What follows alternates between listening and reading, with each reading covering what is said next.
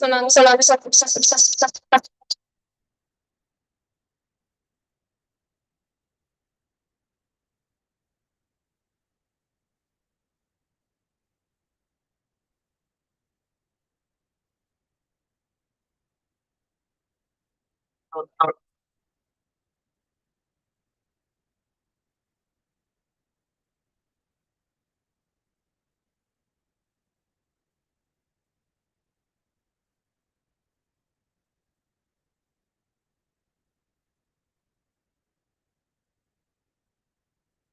Hello, hello.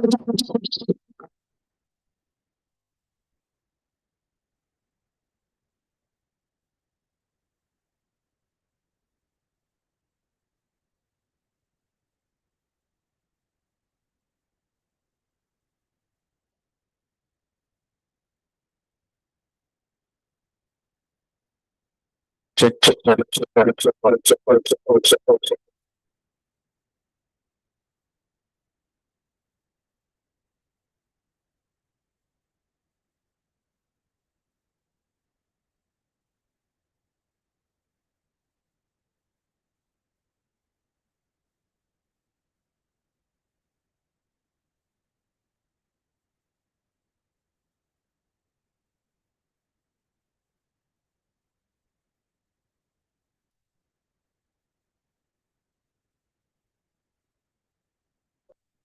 Check, check. Hello.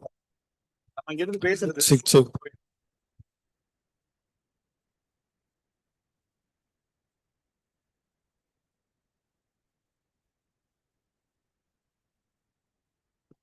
Check, check.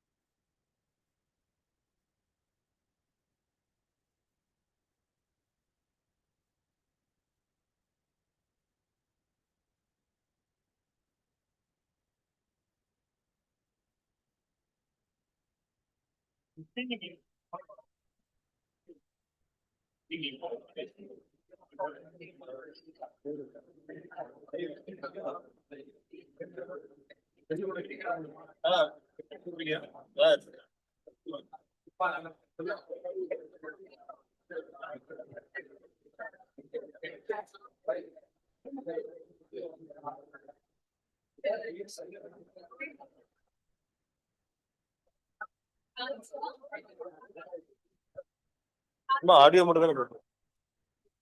Check, check, testing, check. Check, check, testing, check. 1, 2, 3.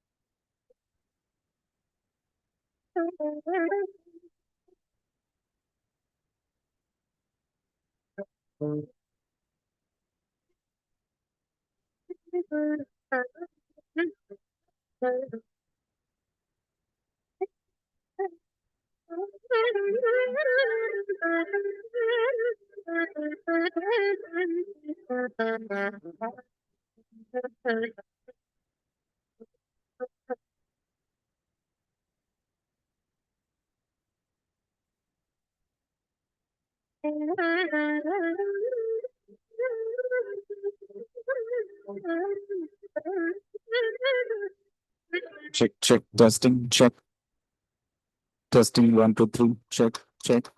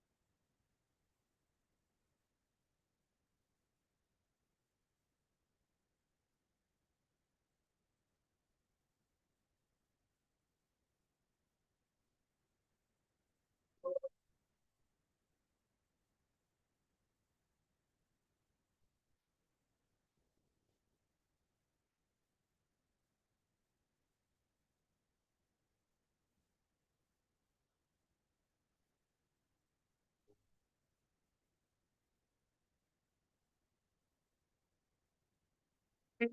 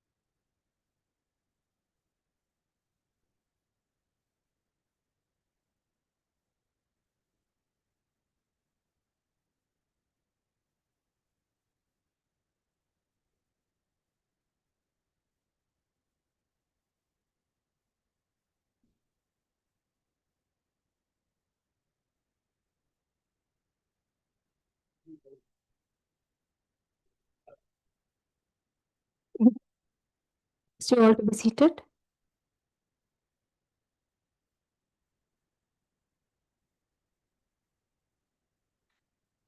It is with great joy and hope I welcome each one of you, the incoming MBA batch of 2025 and 2027, to Bharatdasan Institute of Management, Trichy. Today marks the start of a 2-year journey that will shape your mind, sharpen your leadership skills, and encourage you to think beyond traditional boundaries.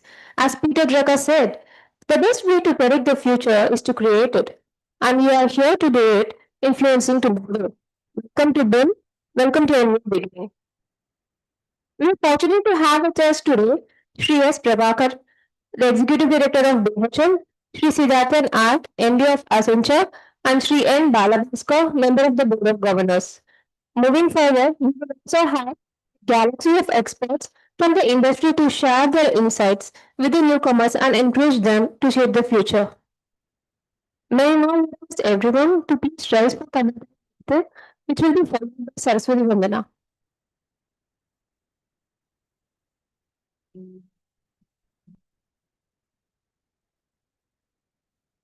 நீராறும் கடலுடுத்த நிலமடந்தை தொழிலொழுகும் நீராறும் கடலென நிகழ்வரத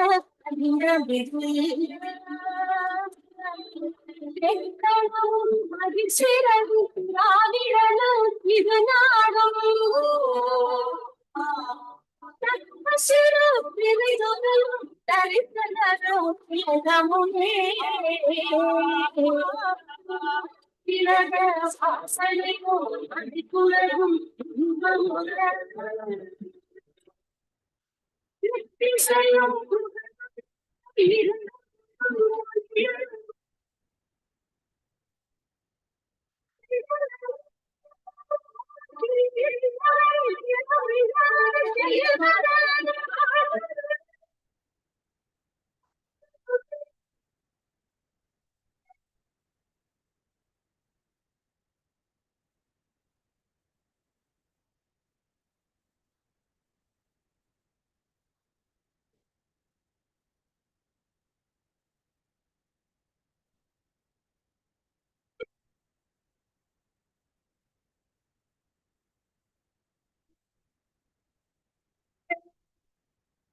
तुषारहार धवला या शुभ्रवस्ता या वीणावरदं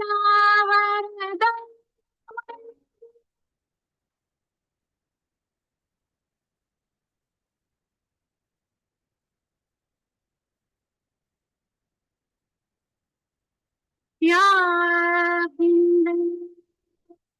तुषारहार धवला या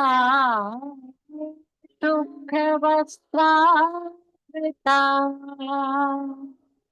या वीणावरदण्डमण्डिता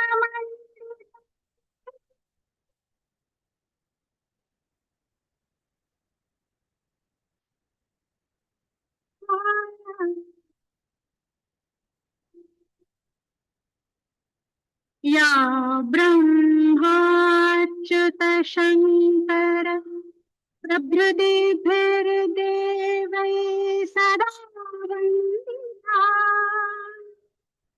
सा Madhavi Saraswati Bhagwati निःशेषज्ञानम्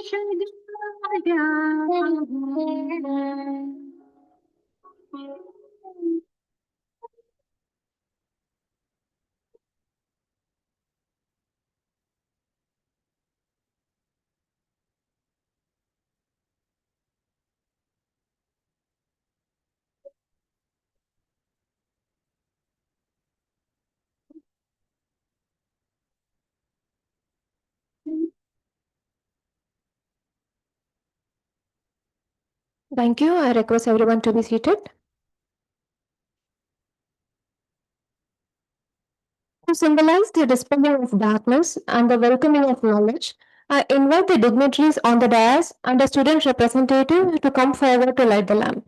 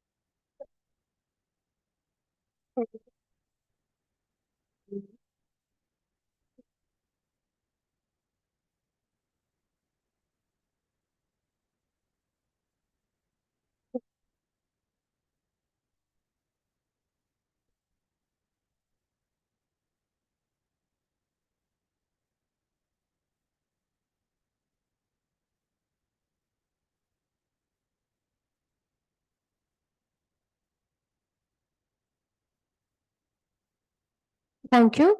To officially begin this special day, I invite Dr. S.M. Raghavendra, Chairperson of BIM Trichy, to extend a warm welcome address.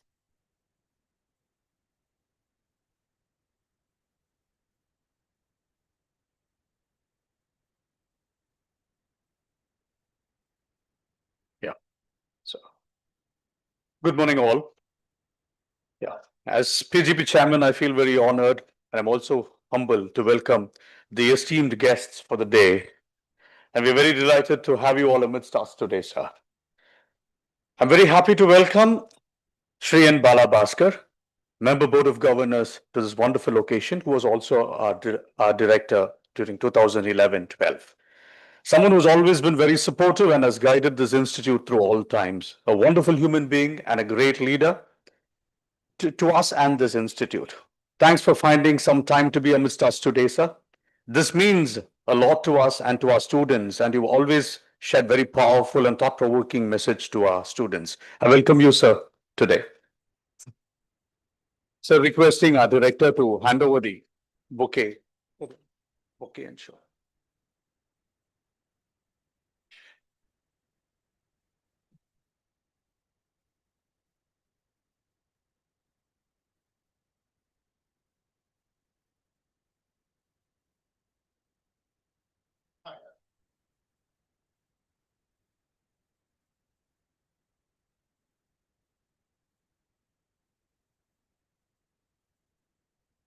Thank you, sir. I'm happy to welcome Shri S. Prabhakar, Executive Director, BHEL, to this inauguration function. I would also like to thank BHEL for the support it provides to BIM in various ways. I once again welcome you, sir. Thank you. So requesting you to hand over.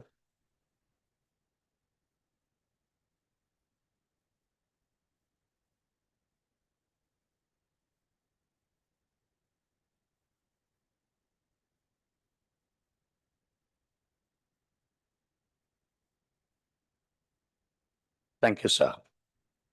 And now the chief guest of the day, Shri Siddharth R. MD Technology India and Singapore Accenture, and more importantly, alumni from the third batch. So very, very happy to have you with us today. Thanks for finding. Thank you, sir. Thank you, sir.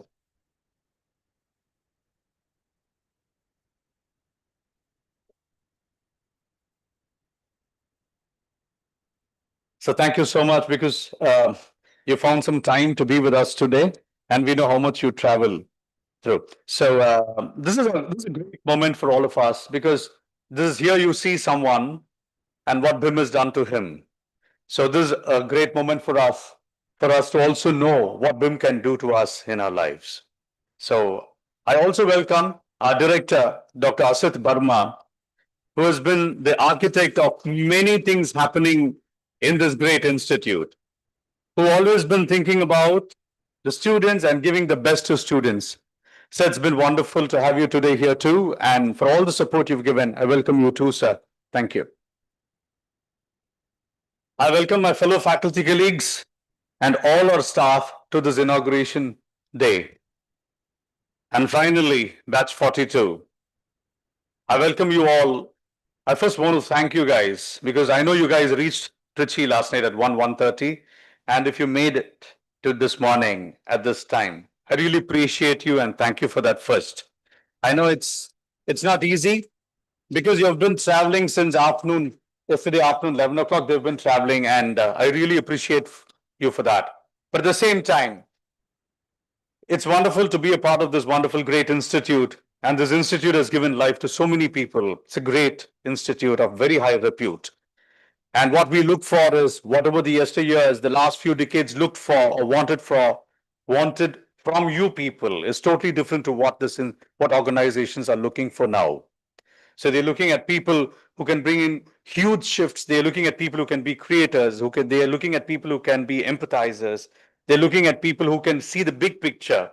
So I only hope this institute can help you develop all those qualities, and this institute will do. And that's what our director and all the fellow faculties would help you to. So I welcome you also to this wonderful inauguration day. Thank you so much for being here. Thank you all.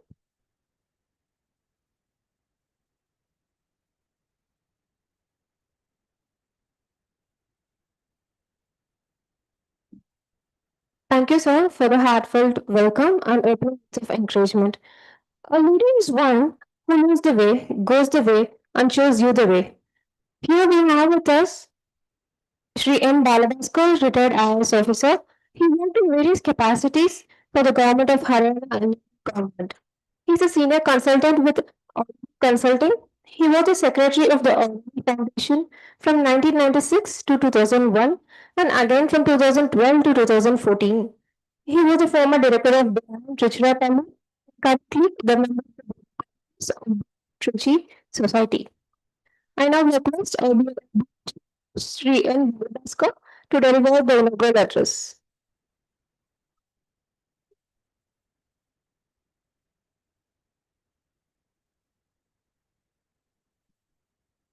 Dear friends, good morning to everybody. It's always a great pleasure for me to come back to this campus where I served for 2 years. And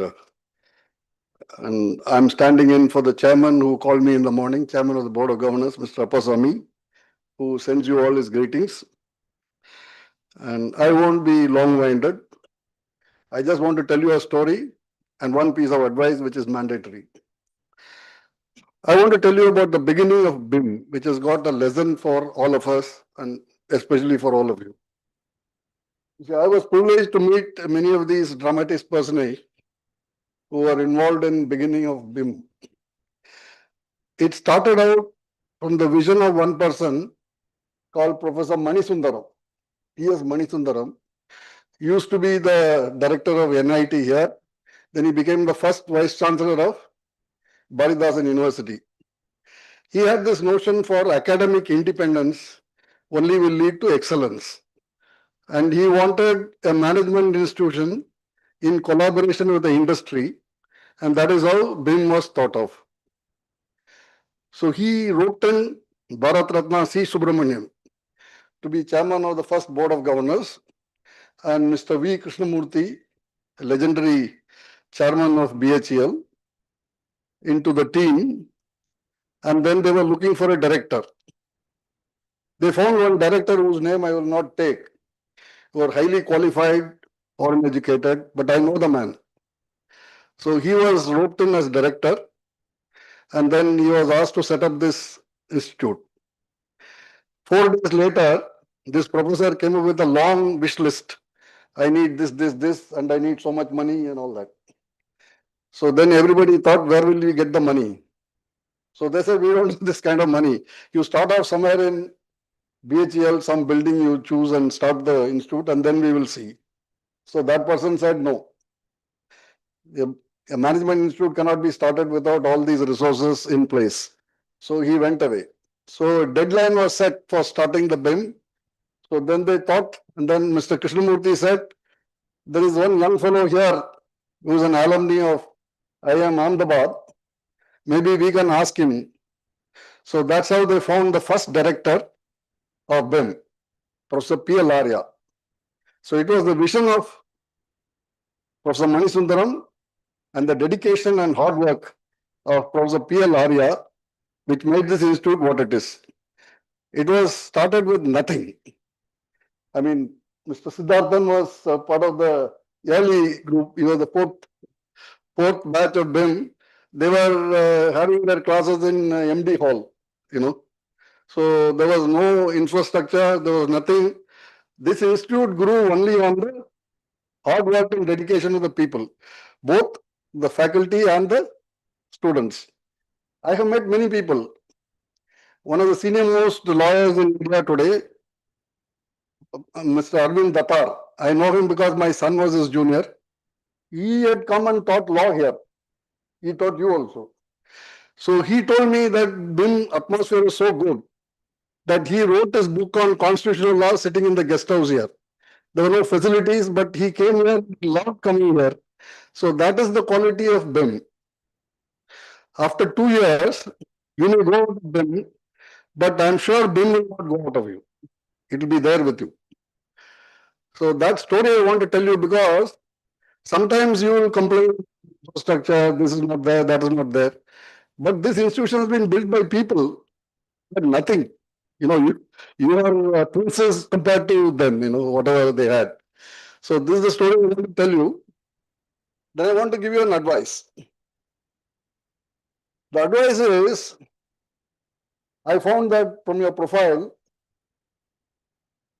more than 33% have had work experience of 1 year or more, right? So those people, those who do not have work experience, they should ask these people who had work experience whether what they studied earlier in colleges, engineering colleges or whatever college, whether that was very useful in their work. Most likely it was not. So you come here not to be taught, but to learn, to cope, to learn everything. So never forget that. You don't expect to be spoon-fed or taught or anything. It is for you to learn. One of my favorite stories, which I always tell students and teachers, is that teachers should be like cats and students should be like monkeys. How many of you get it? Have you seen a cat carrying its kitten? A cat always carries a kitten by its mouth. It carries him around. The kitten may not like it, but the cat will always carry it. There are some teachers who are cats. They will always carry you along. They will make sure that you learned everything what they're teaching and all. But unfortunately, many teachers are like monkeys.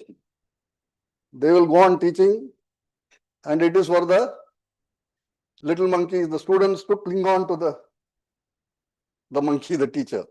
So here, sometimes you may feel privileged like a cat when the teachers are carrying you, but at other times you have to be like monkeys, you have to cling on and learn. Because basic purpose is to learn here. It's not to be taught. So remember that. So I won't give a very long-winded speech, but I think we finished almost on time. Thank you very much and wish you all the best for a very happy stay for the next 2 years. And you will be the first batch probably shifting to a new campus, which is a dream come true for the institution. So thank you very much.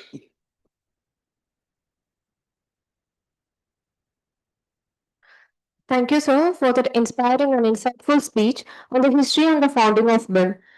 Your words have given us a deeper appreciation of the legacy and vision behind this esteemed institution. The future belongs to those who learn those skills and combine them in creative ways. We have with us Mr. R. Siddharthan, also known as Sid from his BIM days. He is a senior leadership professional with more than 36 years of technological information and consulting experience with global players. He has vast global experience in providing transformational services to his global clients from more than 26 countries. Since joining Accenture in November 2015 as MD and Director for Health and Public Services Industry Group. From 2019 until December 2024, Sith played the role of Market Unit Technology Lead for Southeast Asia for Accenture Technology, where he was responsible for technology consulting and delivery operations and managed a portfolio. Since his return, he is currently the managing director with Accenture in India and responsible for life sciences industry group. It is a privilege to welcome our chief guest Sri Siddharthan R to share his wisdom.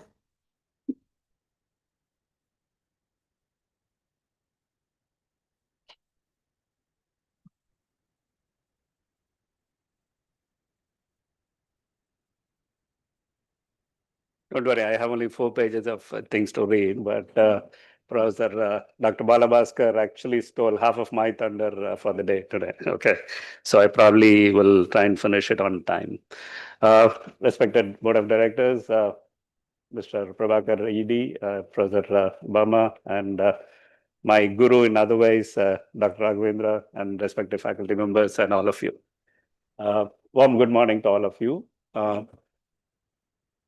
I would say it's always an emotional feeling whenever I come back to BIM. I've been here as a student, I would say after that as a faculty, as a recruiter, as a mentor, as an alumni.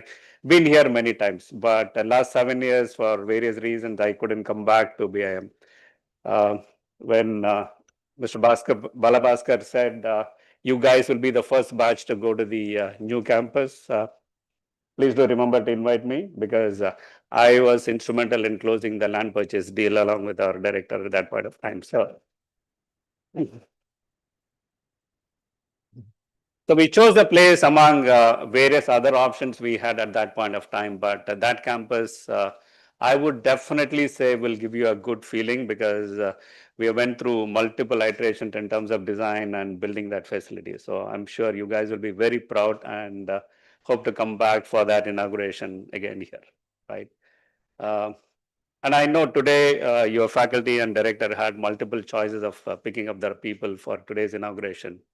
But when they called me last 10 days back, I immediately said yes, because they've been calling me for the last 3 years. And for some reasons, I couldn't get to BIM here, even though I have a family lives here and I go to Madurai very regularly, cross through this area, but I couldn't come here. But happy to be here again. It's a warm feeling again. Started off my day with a tea from the mess, and then even have to have the breakfast at the canteen. So probably I'll have my lunch also there, because again, as I said, great feeling.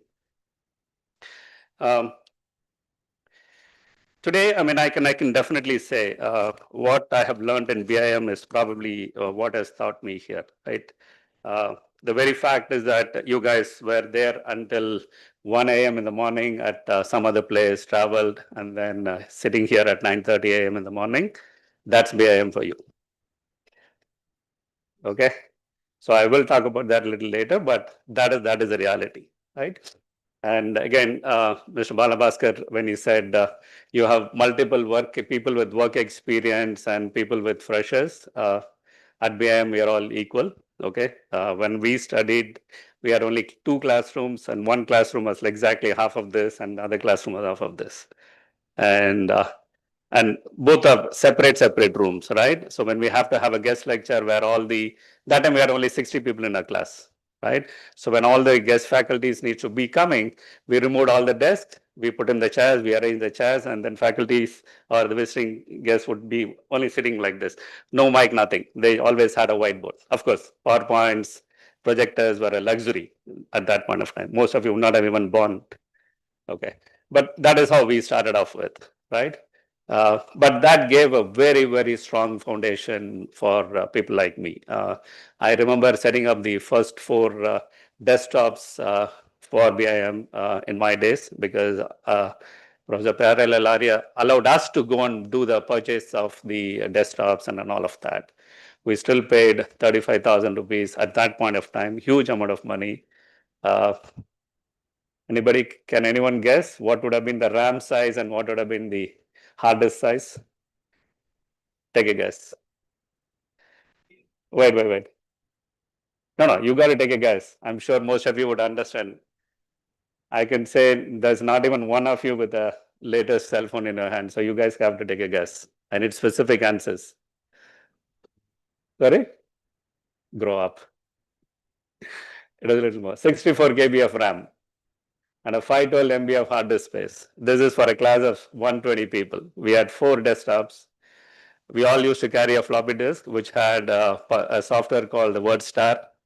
Okay, we have the OS, we have the WordStar as a product. We had the Lotus 123 and our biodata in that one floppy disk. So we could have that. We had fun. But that was the life. And we had 4 dot matrix printers, each connected to that one. We managed it. We survived, and we made a good inroads at that point of time. So that is what I mean. We learned how to do with minimal things in our life. Okay, that is what BIM for you. Okay. So before I say anything, I first of all wanted to congratulate each and every one of you. I know all of you had multiple choices. You guys probably had a really good score in your CAT or any of the exams. And I know most of you would have had multiple offer letters from other institutes also. To be honest, I had 5 offers before choosing BIM at that point of time. Tamil Nadu had, I think, 7 institutes at that point of time, but now it has about, I would say, easily 100 plus, but across India, you have more. So having chosen that, I would say you guys have made the right decision, because as we always believe, BIM is a place where it's an emotion, it's a feeling. It kind of grows inside you and you can't take it away from you. And it'll probably stay with you for your lifetime, right? You are here to make your lifetime friends, maybe lifetime pairs, lifetime.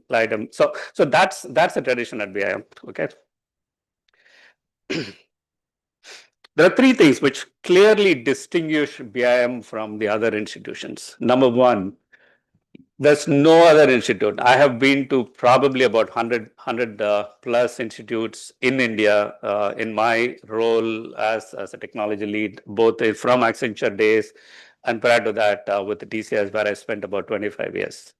I've been to multiple institutes. I have evaluated multiple institutes for hiring, going and all of that. Trust me, I have not seen an institute like BIM because the biggest advantage you have is BHL. This exposure, what it can give to you, there's no other institute can give it to you. I have done my summer internship at BIM, at BHL, as the only non-engineer. Again, taking it from him, I have forgot what I've learned during my undergrad, and I've never used it after that. I'm a biologist by my undergrad. But I had the opportunity work with a team of extremely talented engineers with whom I'm still in touch. Many of them have become my colleagues in TCS, and a couple of them are still with me in Accenture as well. We all grew up together. We worked on an ICL mainframe, downloaded most of the data to a PC, and created a bill of material for a high pressure boiler plant. Okay. Sir, you can tell me, it runs into easily about 200,000 components. A bill of material will have to go through that list.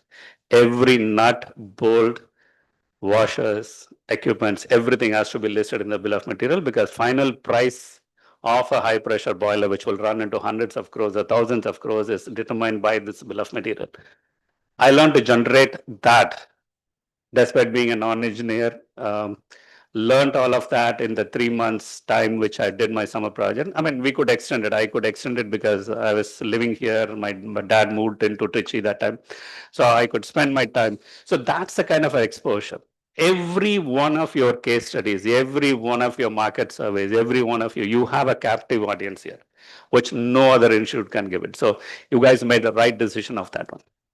The second, it has a 40-year legacy. We started off as a standalone institute and we still remain as one. Okay, I would say we, because I'm still part of it. I would remain part of this institute. So I can proudly say we as an institute, you take any other institute in India, it's either government of India supported or the state government supported, or it is funded by some of the central fund from the federal, the central government, like the IIMs and all of that. We as an institute stood our ground for the last 40 years, right? Rather, I would say 42 years, and we will remain that. I still remember the day when I walked into the current External Affairs Minister's office way back in 2006. He was the Chief Passport Officer for India. And I was nominated by my CEO to be the Program Director for Passport Seva Kendra project. The requirements from the government was that the program manager has to be an engineer by profession and should have executed certain level of programs or projects in the biodata. And when my CEO at that point of time, Mr. Amdarai and later N. Chandra, when they recommended my name, Mr. Jaishankar couldn't say no, but he interviewed me, he had a conversation. After 5 minutes, he asked me, where did you graduate? I said, I graduated from this college, and then after that, I did my master's from BIM. He said, you're on. He said, this is the guy who's going to deliver this program because he, from this institute, would know how to deliver programs which nothing. And that's what we did. 2006, I was there, and 2009, we had our first Passport Seva Kendra opened up in Bangalore, and then after that, by 2011, we had 65 institutions, 65 locations. Today, if anybody says, I go to the Passport Seva office and get the passports in 3 days' time or 2 days' time, it still gives me goosebumps.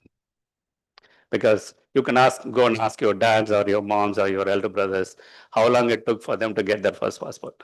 I can even ask on this board. That tell me how long it took for you, sir. 15 days? Easily, right? Don't know what would have happened to your application, right?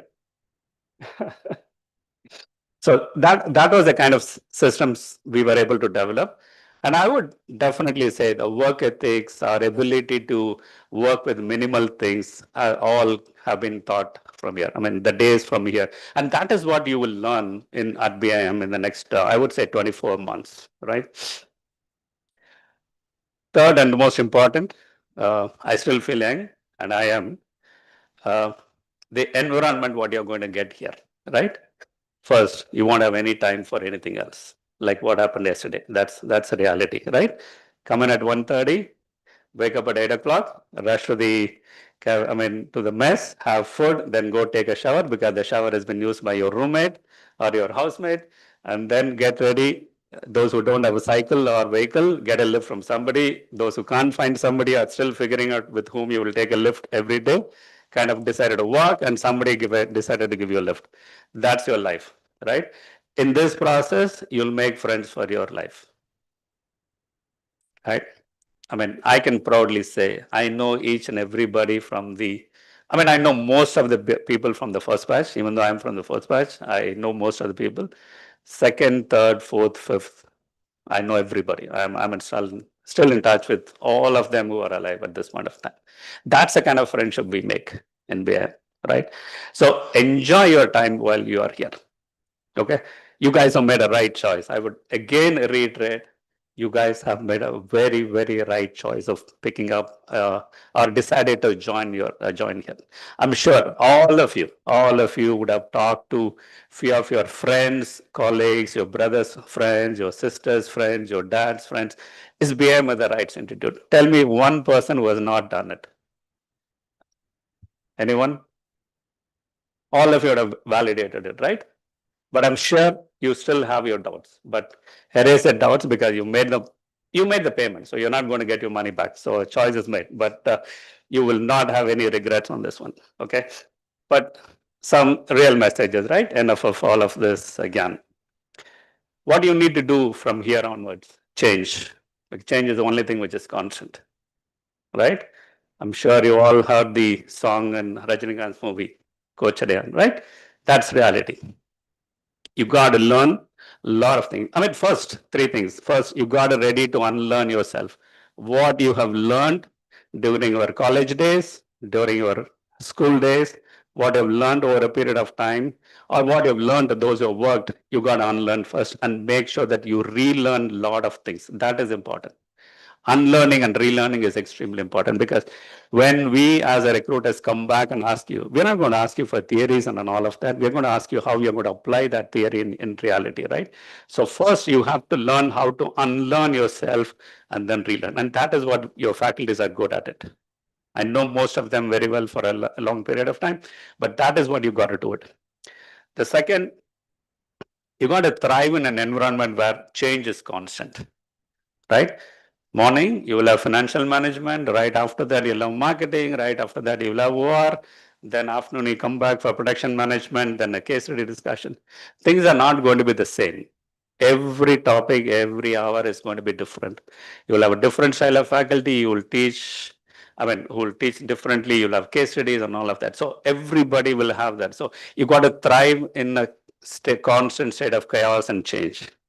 And you got to become a lifetime learners out here. And that is important. Read. Swiping your mobile phone is not an option in today's world. Yes, it gives you everything in a hand, but you got to go deeper than that. Those who worked in the IT industry, you all would have heard. We are looking for T-shaped engineers, T-shaped skills. What is it? Broader at the top, but deeper at the same time. And that is what we expect you to do. So at BIM, that's what we all want you to do. So that is lifelong learning. If you don't do any one of that, you're another me too in the industry because today, like you, I can easily say 10, 100,000 people are coming out with an MBA degree each and every year. You got to have a differentiators on that one. So that's extremely important, right?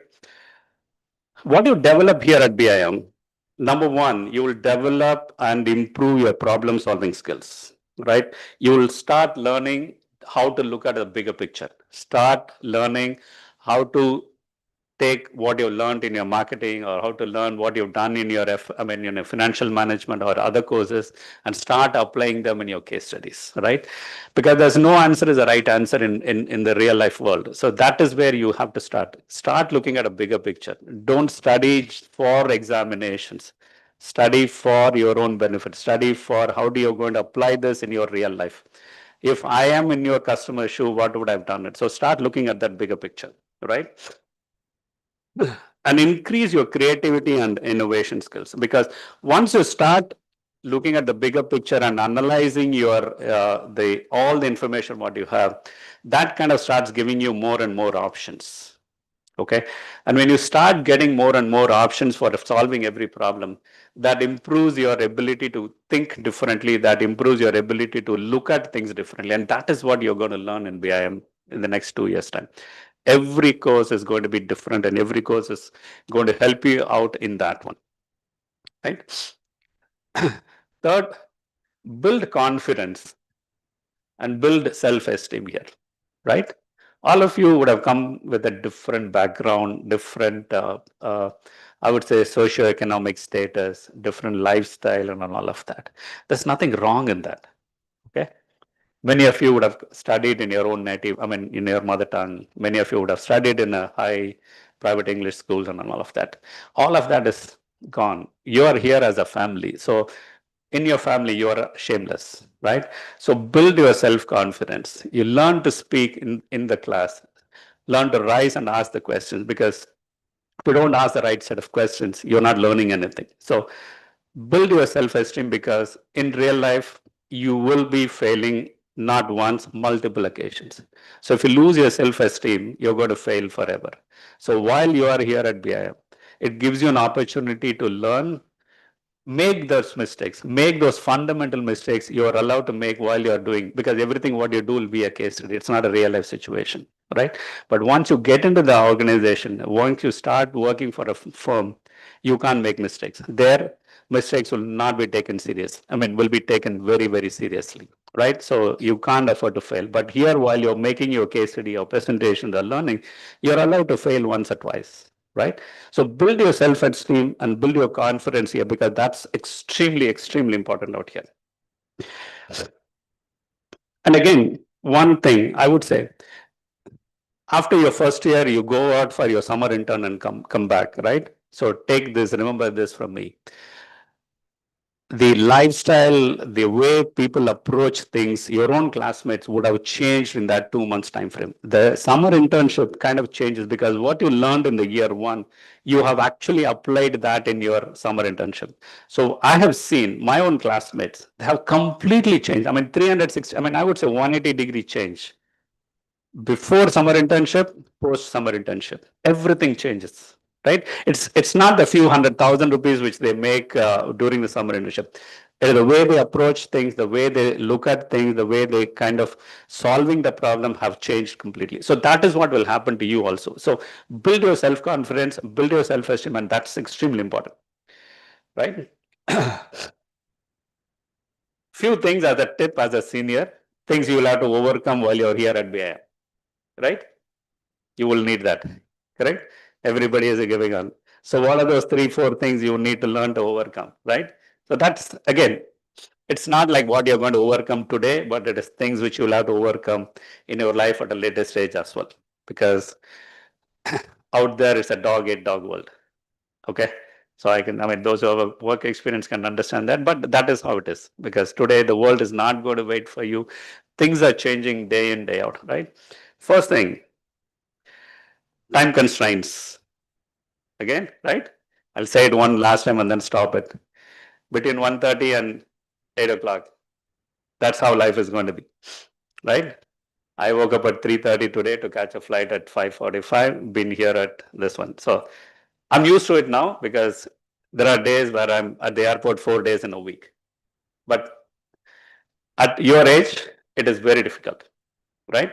So you have to learn to prioritize between your academic activities, your extracurricular activities, your social life, right? Personal commitments, class studies, case studies, pressure to excel, pressure to do something different, and the invisible Vaha border between the campuses, right? So how are you going to manage your time? Big question.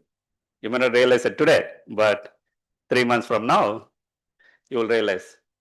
Our first month, guys, just wait and watch. I mean, I can see the faculty kind of waiting. Okay, I have 120 bakras in front of me.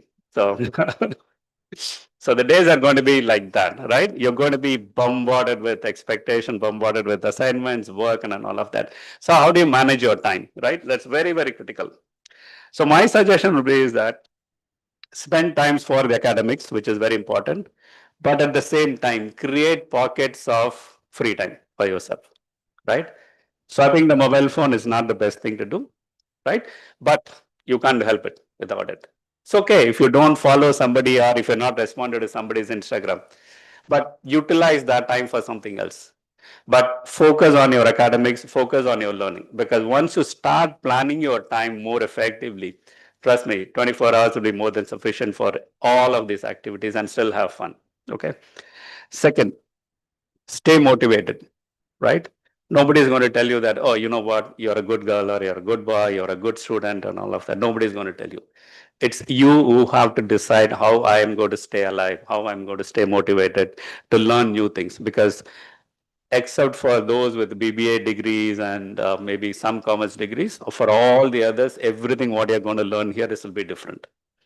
Even for those with the BCom, BBA and commerce degrees, your financial management paper is going to be completely different from what you've studied in your undergrad. Many of you probably will excel in a papers like OR. Again, it depends on the faculty, how difficult they're going to set the question papers, but OR papers probably will be easy for the engineers and few of the mathematics grads. For all the others, every paper is going to be completely unique, right? So you have to stay motivated. How am I going to learn all of that, right? So that is, I would say you have to do it on your own. There's nobody is going to come back and tell you. Because I'm sure in this class, there will be two people who will always be focusing on scoring the highest mark. And I say, I want to be the topper. I was never one. Okay. But that is an added pressure, but don't get bogged down with all of that, because in real life, things will be different. Okay. So stay motivated, stay focused, and that's important. Know when to start. You should know when to start. Okay. And you should also know when to stop. Don't work up too much on anything. If you really have difficulties, your beautiful faculties out here, go talk to them. Okay. Talking to them is not putting, I would say, muska or rice or like getting friendly with the faculty. No, go have a serious conversation with them, saying that where your problems are. They will definitely give you a solution. They've seen more number of people in the last, I would say, 10, 15 years time. So there's always, you have your faculty you can go and talk to. And unlike other school or other college setups, here the faculties are different. So that is something which I would say you got to do it, right? Overcome the fear of failure. It's okay. You may want to score less marks or you would have scored less marks, but that's okay. Nobody's going to feel bad. Nobody should feel bad about it. Failure is not an option. That's what everybody says, but continued failure is what not an option. But once in a while, if you don't score, it's okay. But try and look at it, why you have done so badly or what kind of made you do that one. So self introspection is very, very important, right? So 4 things: time constraints, you got to manage your time, stay motivated and focus. Okay. There will be a lot of distractions. Trust me. You will have enough number of games, enough number of festivals are coming up in the next, I would say, until Diwali, and then after that, Christmas. So until Diwali, you have multiple options to celebrate, multiple things to get together. Your second days would have come, they would have dragged you for a lot of things, all of that. So stay motivated and focus. Know when to start and when to stop, and overcome the fear of failure. Then that is extremely important. Okay. So if you do these 4 things, trust me, life will be much better for you. Because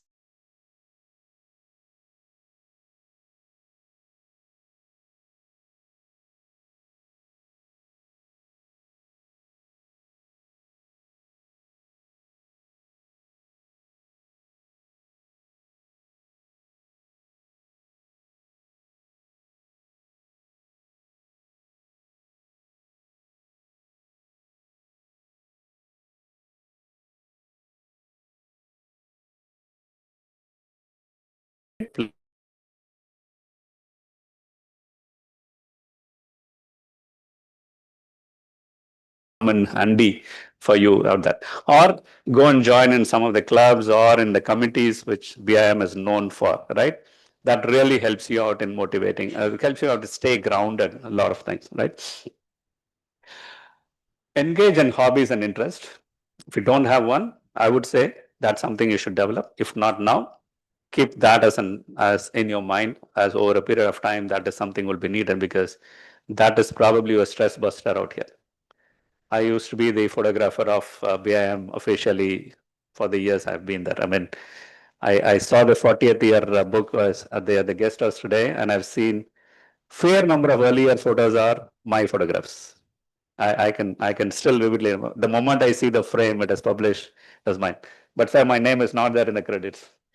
So I did watch that as well. The earlier pictures, especially the first 3 I mean the first convocation and then those 4 years. Even though after I left BIM, I still came back for the major functions as a photographer because it usually happens on the weekend, and then weekend I'm always here. So other thing which I would definitely advise you, that's probably the only advice, is start reading more. Okay, reading in the sense you have a great library. And you have a well-established library. So do start reading more and more on that one. The more you read, the better it is for you. That one piece of information which you have extra will help you and will differentiate you, not only here in your own academics, but also in your real life, right? Last but not the least, learn from every experience what you're going to get in the next 2 years. Right? It started as from the last 3 days. You guys had your outbound experience, work for the last 3 years. Every experience is going to be unique. You will see most of the memories or most of the experiences are good, but trust me, there will be few experiences which you don't want to remember forever. But find out what is the learning in each and every one of it. Okay, and that is what is definitely going to make a difference for you. Okay. So with that, I'll stop, and thank you so much for having me here. And I would say all the very best.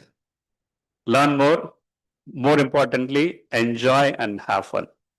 Stay blessed. Thank you.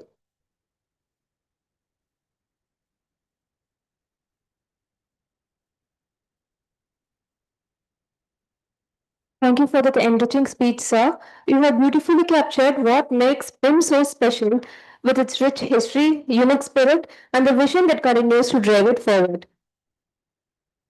Success in management requires learning as fast as the world is changing. We have with us Mr. S. Prabhakar, who is the Executive Director and Head of BHL Tiruchirappalli Complex, comprising of high pressure boiler plants Unit 1 and 2, the seamless steel tube plant at Tiruchirappalli, power plant, piping unit at Thirumayam, and the industrial valves plant at Goindwal in Punjab. Mr. S. Prabhakar is a graduate in mechanical engineering from NIT Bhutan and has a master's degree in business administration from the Bharatdasan University, Tiruchirappalli, and has 37 years of diverse experience in various functions at Bell's High Pressure Boiler Point, Tiruchirappalli, and Bell's Corporate Office. He has also undergone advanced management program from IIM Kolkata and IIM Ahmedabad. He joined BHL Tiruchirappalli as graduate engineer trainee in 1987 and was posted to the engineering department where he was involved in setting up a largest capacity circulating fluidized bed combustion boiler at Gulbarga and Bagnahar. After the formation of a new business vertical as part of Bell's foray into new growth areas, like gasification and green hydrogen, Mr. S. Prabhakar was made head coal to chemicals BHL. Subsequently, he was promoted as executive director of chemicals. And now invite the guest of honor, Sri S. Prabhakar, executive director of BHL Tiruchirappalli, to address the gathering.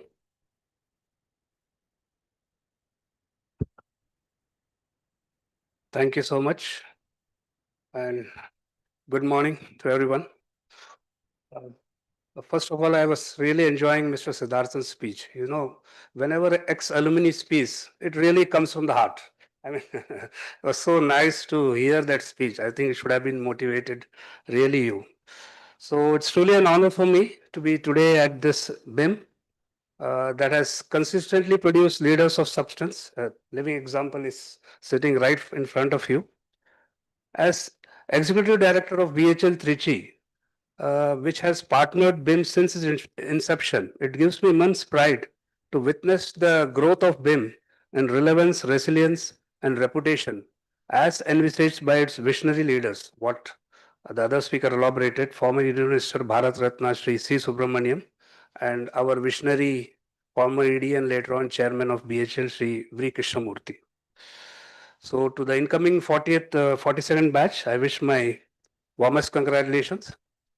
I think as was elaborated very much, you have earned this place through your talent, dedication, ambition.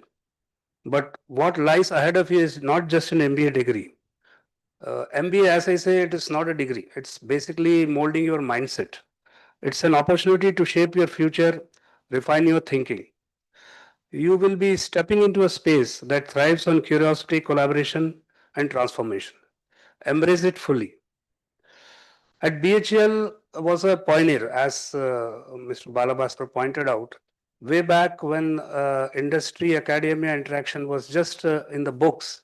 It was real visionaries who thought that there should be a management institute in a public sector campus. I mean, that was unheard of that time. It's really, we have to give credit to such leaders who have forethought that that can be a institute of management within BHL campus. And as the earlier speakers elaborated, it gives you unprecedented opportunity. We are just in your doorstep. And what we do, maybe later on you can have our campus visit, will give you such a nice exposure. And you are a younger generation. I don't know what they call you, Gen Z or Gen Y or whatever is it. The public sectors in India, I'm not advocating it, but I'm just trying to tell that, have done many wonderful things which maybe at your level, at your generation may not be.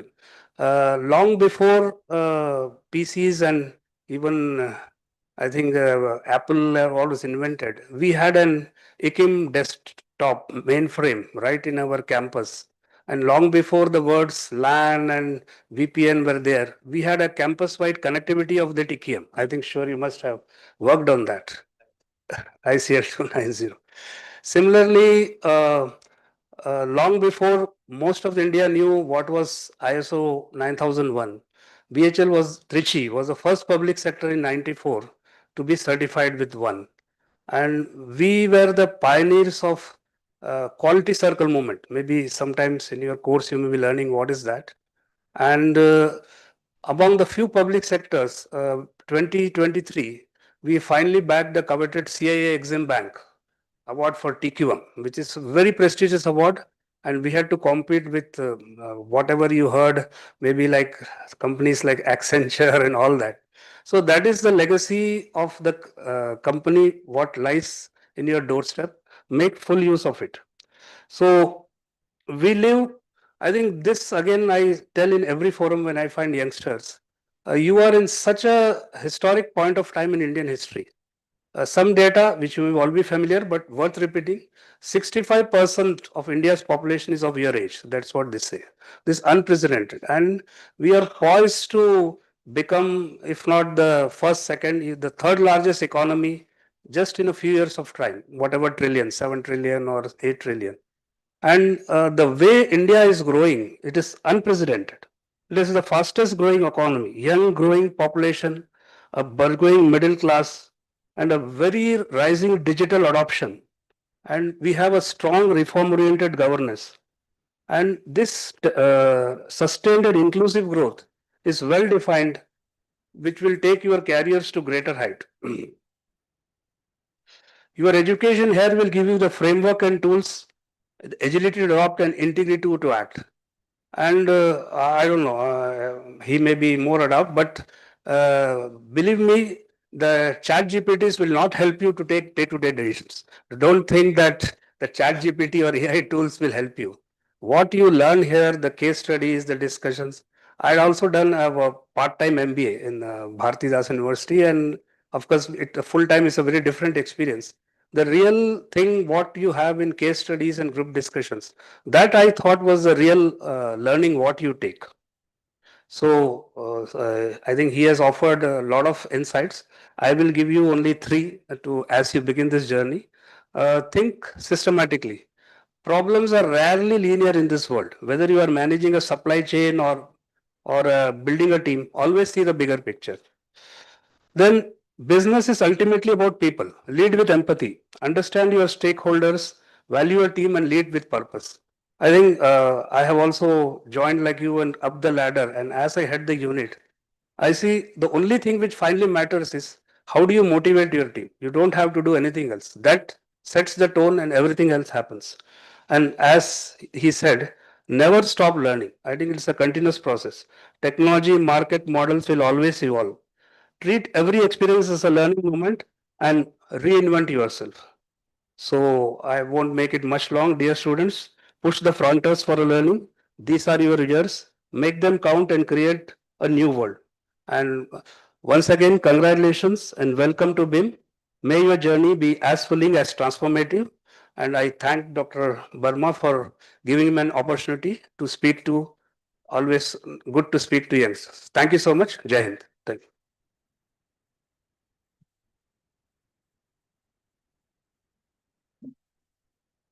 Thank you for that impactful and practical talk, sir. The three key takeaways you shared are a real eye-opener for every aspiring professional here. I'm sure our students will carry those insights with them as they prepare to take on the industry with confidence.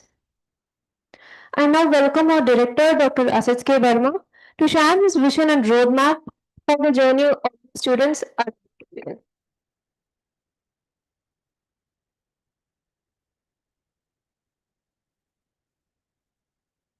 Respected Sri N. Balabhaskar, member the BOG, Sri S. Pravakar, ED BHL and member of the Board of Governors, Sri R. Siddharthan, our alumnus and MD Accenture, my dear faculty members, staff and students of BIM 42, a very good morning to you all. Thank you. So you seem to be not so tired, even though you reached 1 a.m. this morning. Actually, they were attending outbound leadership program at Pegasus near Bangalore. And they were under the command of some retired army commander for about 3 days. And I thought, 2.5 days. And I thought you would be tired, but I'm quite impressed to see your energy. So it is with immense joy and hope that I welcome each one of you, the incoming MBA batch of 25-27 to Bhartidasan Institute of Management, Tiruchirappalli. You joined this institute at a significant moment of its transformational journey. This is the second year of the next 40 years of BIM's journey. So we just celebrated our 40th anniversary of our foundation in 2023. And you already heard from Mr. Balabhaskar and from Mr. Seth the kind of struggle that our predecessors took up to come to this level. So now onus is on us to build on that. So I say that it is the next 40 years journey. So this next phase, we call it next 40. You are the second batch of the next 40. Our second new campus is getting ready in record time. So it's not an accident, not that I invited Seth, not that Mr. Balabhaskar is here. So it was the destiny. I feel that all the academic institutes, they are just not made of bricks and mortar, but they are also living entity. They have a vision of its own. They have a life of its own. And the dream of C. Subramaniam and that point of time, and it is flowing through BIM. Why BIM is on this Kaveri belt. And this land was procured during the time of Mr. Balabhaskar when he was the director. And it's such a coincidence that Mr. Siddharthan played a key role in that while in doing this, closing the deal. So it was God's desire that both of them should be here today. Okay. So I didn't know about it, but it just happened. So I'm just a madhyam for that, just a medium. This campus within the BHL complex will be known as our heritage campus, and subsequently it will be used for our research, various leadership development program and capacity building in emerging skills. We are not going to be another IIM, so you should all be aware of our positioning. We do not want to be another IIM or institute driven by skill. We seek to differentiate ourselves as a boutique B school specializing in new technology applications and championing sustainable development across all areas of specialization, marketing, finance, operations, whatever specializations you take, you will be at par with students from IIM A, B, C when it comes to new technology applications and fostering sustainable development goals. It is no coincidence that we are named after Bharatidasan, a visionary poet and thinker whose ideas of social reforms and using poetry as a medium were ahead of his time. We ask you to do the same, be ahead of your time. We had a fascinating journey in the last few years. We have this Bloomberg Lab, this finance lab, and every year we invest about 1 crore rupees. And on top, we have the asbestos roof. But we dream big. So today, 2 of our faculty members, they are teaching business valuation using Bloomberg Market Insight in Coburg University in Germany. So we are finding the proof, the evidence of the investment that we have made. And going forward, I see that a lot of point of view materials will come out of this. And will be like we can build a small global capability center here on behalf of many firms in US and other places. I see that day is not very far away. And this lab is the first of its kind before even the Department of Management at IIT Madras or IIM Tiruchirappalli could have it. So I have students from IITs coming here, IIT Jodhpur coming here and learning this. So that is how we are moving forward. We are perhaps the only non-IIM B school, and of course, Ashoka University is doing for Government of Haryana to run the Chief Minister's Fellowship Program. We are doing it for the second successive consecutive batch now. We are also working with State Planning Commission on many of the SDG projects. So this is how we are making history. We are creating new story. We are also actively into AI/ML. When we talk about AI/ML, it is just not having a lab or teaching you some courses on AI/ML. We are also providing consulting service to end users who are into the banking sector, who are into the healthcare sector based in US and Singapore. And sizable revenue we are earning about 75 lakhs rupees annually. So that amount is nothing big. But when you see that it is coming from a small institute like BIM with only 120 students, so this speaks a lot about the capability, about the capacity that we are building internally. And simulation software and technology is a critical part of our pedagogy. And we have been winning several prizes on that. And for the first time in the history of CAPSIM, in about 20 years history of CAPSIM, they have 2 competitions, one for the first year, one for the second year. And it's a global competition. Global competition where global institutes, top institutes participate. From India, we see participation from the top IIMs as well, apart from other B schools. This is the first time our first year and second year students, they have won, that means 40 and 41 batch. They have won the first prize. So they have won the first rank, okay, and it is not easy. Okay, it requires a lot of perseverance, a lot of dedications, and many accreditations that we are working on. We got NBA. This batch will be the NBA accredited batch. We are also working on ASESB, SAQS, and many other accreditation. So going forward, with the MBA degree from BIM, you can get into any ASSB accredited institute in Europe or in US without writing further exam for master's degree or for your PhD program. So I can go on and on, but I don't want to talk about it because your admission chair has already given me an ultimatum. I need to close it first. I congratulate this admission team, admission chair, Professor Mahalingam, that this time we have a wonderful mix of students here. We have a dentist, we have a chef, and who is chef here? Chef. So I told her that we must have good quality aloo paranthas. So we have all South Indian dishes we do very well, but aloo paratha somehow we mess it up. And just to eat aloo paratha, I go to Kashipur to take classes there. They invite me, I go there.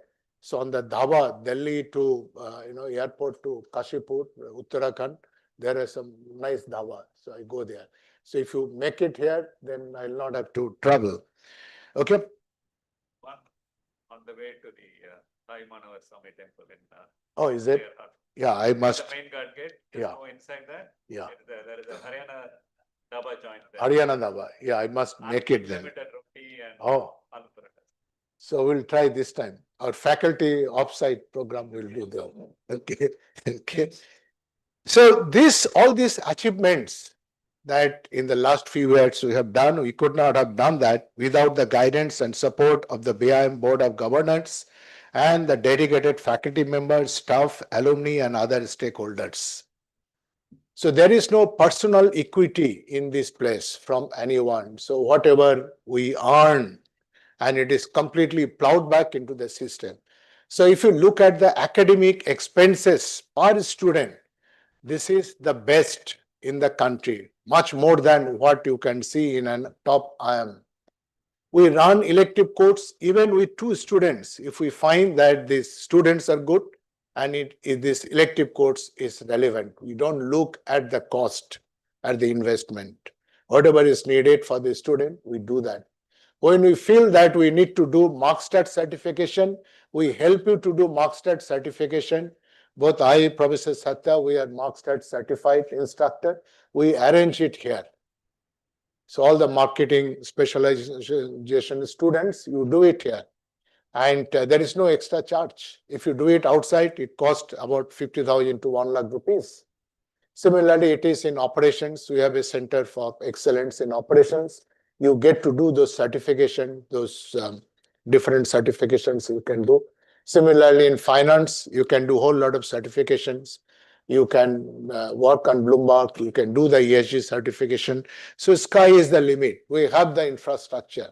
In the library, we may not have so many printed editions, but when it comes to the soft library, soft academic assets, we are at par with any of the top IIMs. So any publication you want, any database you want, we have it. So we are investing it. And if you divide it by 240 and see the investment in other institutes they are doing, so we are much, much above other institutes. As Mark Twain said, 20 years from now, you will be more disappointed by the things that you did not do than by the ones you did do. So you see that galaxy of leaders from the industry, they will be here. Okay, and the leaders are from BHL, DCB Bank, Accenture, Oracle, Grant Thornton, Deutsche Bank, Deloitte. So please interact with them and find out what they did right during their MBA, what they feel that they wish they could do, so that you can learn from them. Okay, so it is time for you to reflect, learn, unlearn, and relearn to move ahead for an exponential growth in our life. We must have exponential growth in our life. It is no longer the linear path.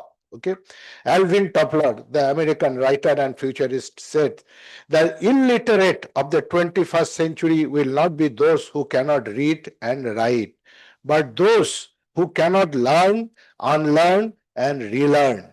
This process of evolution only keeps us in the race, and we don't go the dinosaur's way. So you have to keep learn, unlearn, and relearn. So this is the process we must go. You are fortunate to begin your career in a country that is today among the most exciting places for business, innovation, and growth. With more than $4 trillion GDP, being world's 4th or 5th largest economy, India is not just a land of opportunity, it is a land of accelerated transformation. from digital public infrastructure with digital transaction amounting to an estimate of $10 trillion by 2026, to global startups having the third largest startup ecosystem in the world. India is showing the world how to scale with purpose. India is home to the world's largest youth population. More than 65% of Indians are below the age of 35. Education, skilling, and social media have created an aspirational, ambitious youth class. So you are here with a lot of hope, aspiration, and you are there to make it big. Regional barriers are also reducing. Tier 2, Tier 3 cities are rising. So we see that many of you are from Tier 2, Tier 3 cities. Many of you are from the other regions. We have 3 from Maharashtra. We have 3 from Bengal. Who are from Maharashtra? Who else? Maharashtra? Good. Who are from Bengal? Okay. Bihar? Good. So I'm not going to read out all, but we have a good mix of students from different regions. And I'm so happy to see about 49 female students this time in 120. So much so, sir, that this time we had to change the Wagah border. We had to expand the gate this side. And if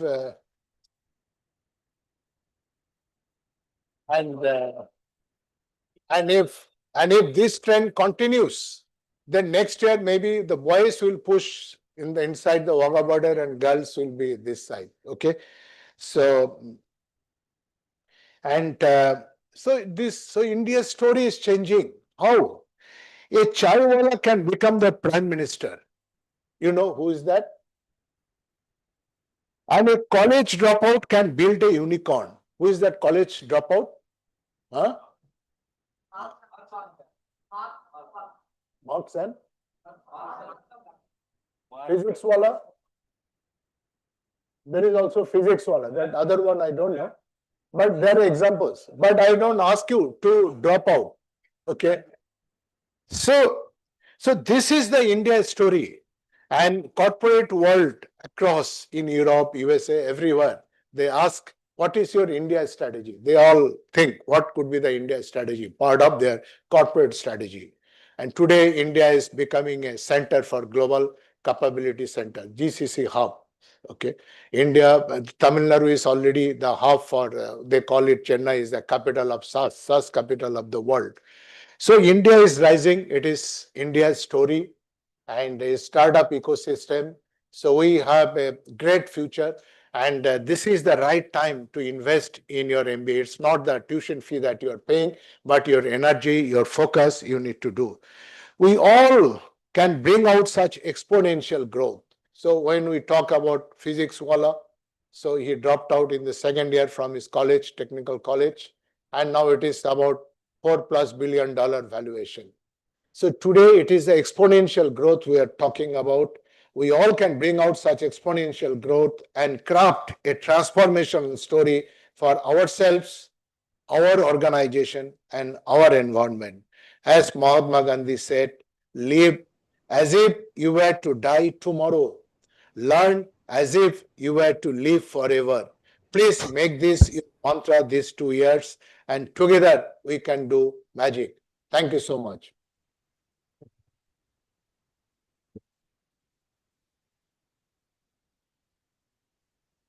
Thank you, sir, for sharing the update about our new campus and taking us through the inspiring journey of BIM's growth.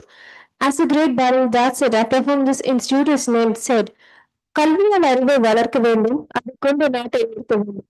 Let us all carry this vision forward as we step into a new and promising chapter the next academic year. I now request Mr. Balavaskar to felicitate Mr. S. Prabhakar and Siddharthan.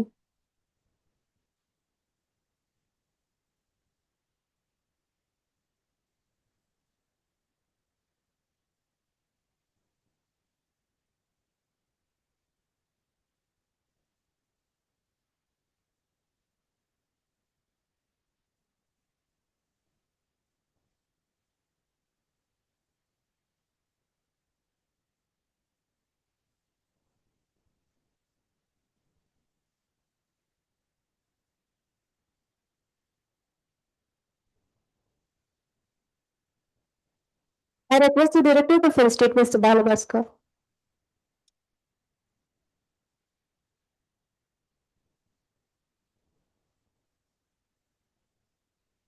To express a sincere appreciation to all who contributed to today's successful event, I now invite Dr. S. Jayakrishna, Controller of Examinations, to deliver the vote of thanks.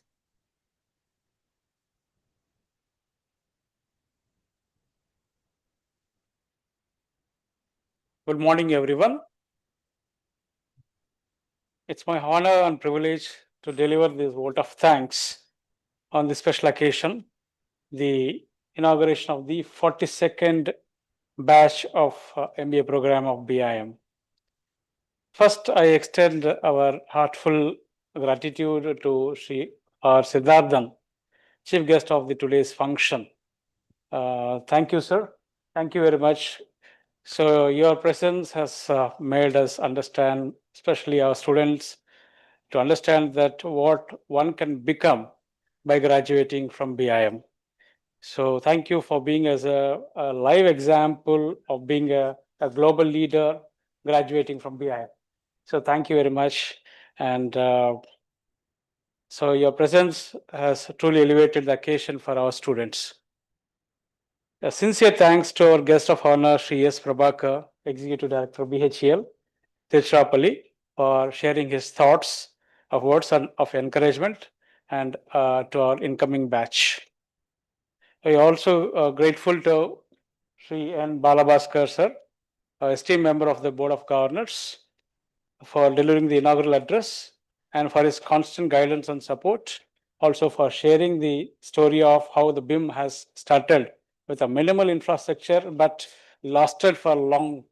The real infrastructure, that's the people, how the people have built this institution for a period of time, and it's a time-tested institution. So also for his piece of advice to our students. I also thank our director, Dr. Asit K. Barma, for his insightful address and continued leadership in the transformational journey of BIM after 40th, celebrating the 40th anniversary of BIM, taking it forward ahead again. A special thanks to Dr. S.N. Raghavendra, our PGB chair, for setting the tone with a warm welcome to all of you as well to the dignitaries. Last but not the least, I thank all the members of the Board of Governors, the faculty colleagues, staff, and most importantly, the students and their parents and their families for being a part of this occasion. Thank you once again to all of you. Jai Hind. Thank you.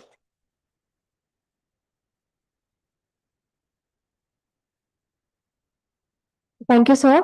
I request everyone to kindly rise for the national anthem.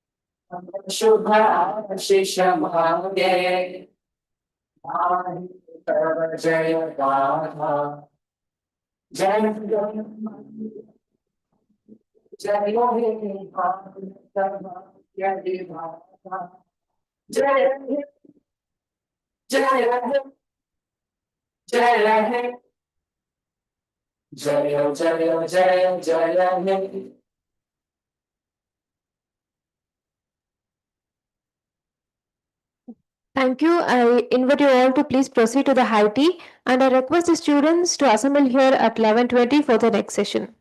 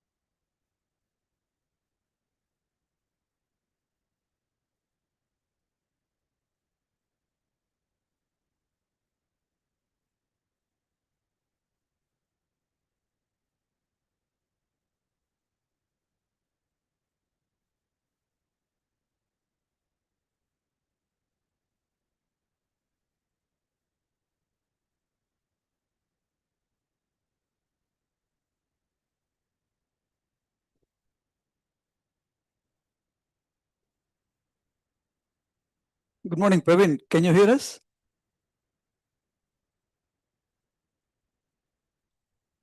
Praveen, we can't hear you. Is it any better? Can you hear me? You can also consider slightly increasing the volume as well. Hello? Can you see me? Yes, yes. How are you, Prof? Hi, Praveen. Nice to see you here. Good to see you Just give too. us some time. You are ready. We just got slightly delayed with the earlier session. It's a tea break right now.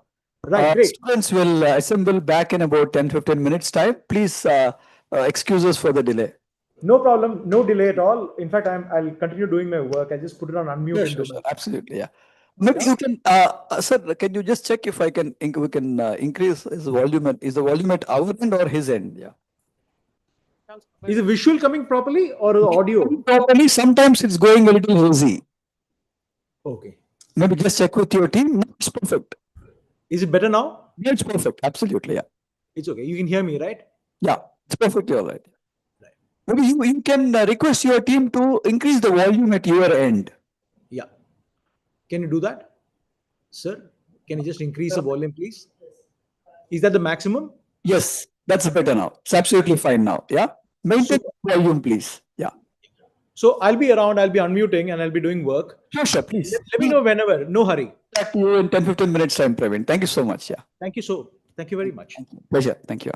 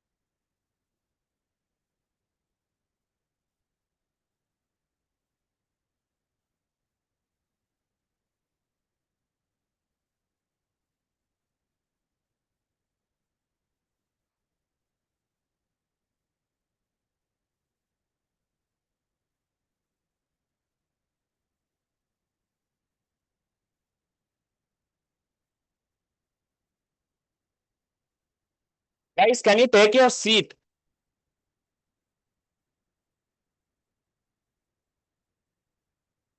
I mean, keep your phones away. I mean, it's a day one and you guys are not showing any discipline at all.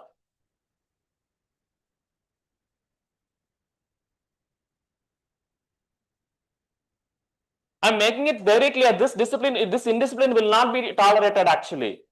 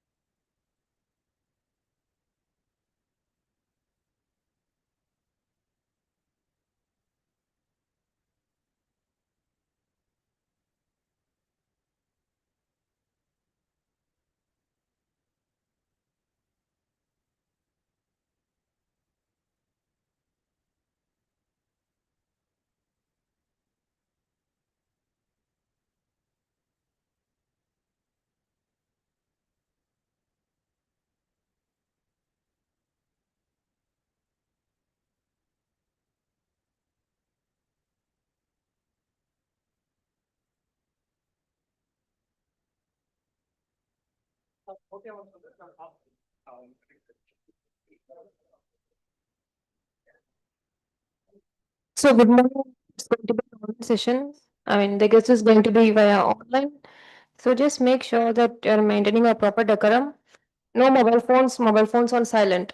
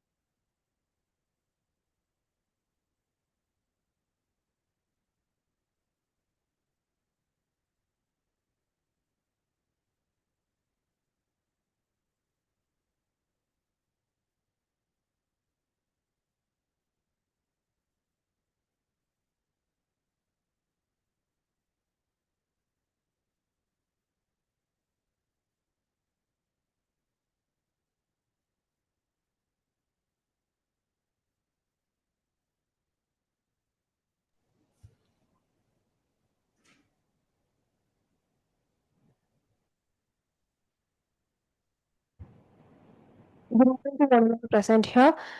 I'm glad to introduce Mr. Praveen Achudan Kuti, Managing Director and CEO, DCB Bank Limited. Mr. Kuti brings with him over 34 years of banking experience. He has been with DCB Bank for the last 18 years and has held various roles heading retail banking, agri banking, and SME banking. Prior to DCB Bank, he worked with Citibank US, based out of New York, as the area director NRA business, managing the non-resident business in US and Canada. Earlier, he has worked with Citibank India, where he successfully managed multiple consumer banking business, including credit cards, personal loans, home loans, branch banking, and wealth management. As area director for Bangalore for consumer banking, he was instrumental in scaling up their remote banking Suvidha experiment into a highly profitable customer proposition. IoT, sir. Thank you very much. Really honored to be here. Am I audible? Can you hear me? If you can hear me, please raise your hands. Oh, great. Lovely. Morning, folks, and welcome batch 42. It's really a privilege to be here speaking to you, addressing to you, welcoming you to BIM, an institution that I'm really proud of and has shaped my career incredibly. It is, I was thinking about this address when Dr. Burma told me, "Would you like to address the young people who are coming in?" And I thought to myself, 36 years back, I was sitting there just like one of you, and I had many questions in my mind which did not really have answers. In today's world, where information is ubiquitous, right? At the click of a button, you can get whatever information that you would want. I still thought there are some unanswered question that I would like to dwell upon over the next 15, 20 odd minutes. And then what we could have is we could have a bunch of questions if you have any, and I'd be happy to answer them. What I'm going to talk to you about now is about 4 things. I'm going to talk to you about luck. I'm going to talk to you about 2 attributes. And I'm going to talk to you about choices. You know, the India we are in today is not the same India which was there when I joined BIM 36 years back. I graduated in 1991. In 1991, India had to mortgage its gold because our reserves were less than $1 billion, just about enough to cover 3 months of imports. That's not the same India today. Our India today is having 700 billion of forex, enough to cover 11 months. Compare that with 3 weeks. We are the 4th largest economy in the world, $4 trillion and more. And guess what? We're growing at 6.4% annually. When an economy that big grows at such a frenetic pace, you know what is the outcome? The outcome is opportunity. The India we had in 1991 gave us very limited opportunities. But the 2027 India, when you will graduate, will give you opportunities which are immense. It is a matter of luck. You guys are incredibly lucky to be born at the right time, in the right phase of India. And over the next 30 years, your careers will flourish. And I can tell you a few things. If you're diligent,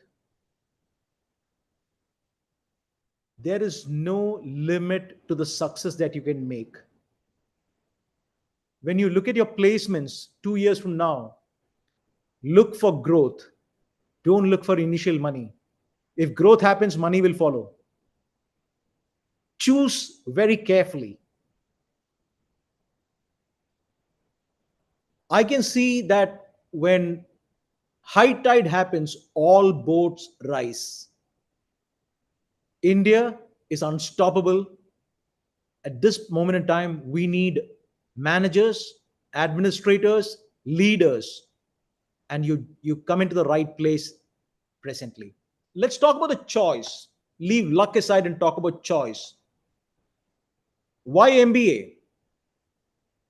At a time when many people are questioning the educational system by itself, when information is available at the click of a button, the normal, the way of standard of education is being questioned by self teaching, homestay teaching, plug and play teaching.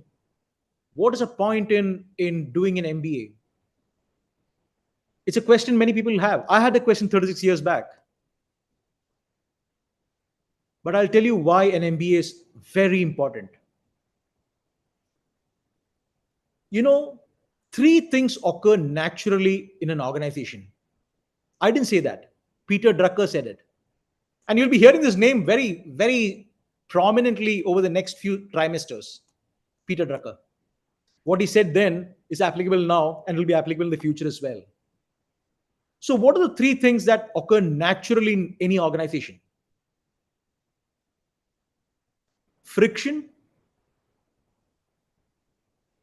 underperformance, and confusion. He said, and it's true, the default setting for any company, any organization, any institution is friction, confusion, underperformance. It requires management to fix it. It requires effort. Things don't happen naturally. There is nothing called maintenance mode. Maintenance takes effort. Growth takes effort. And for that, we need to have managers. And good managers know the construct, the theoretical construct, as well as a practical application. And we'll talk about it in time.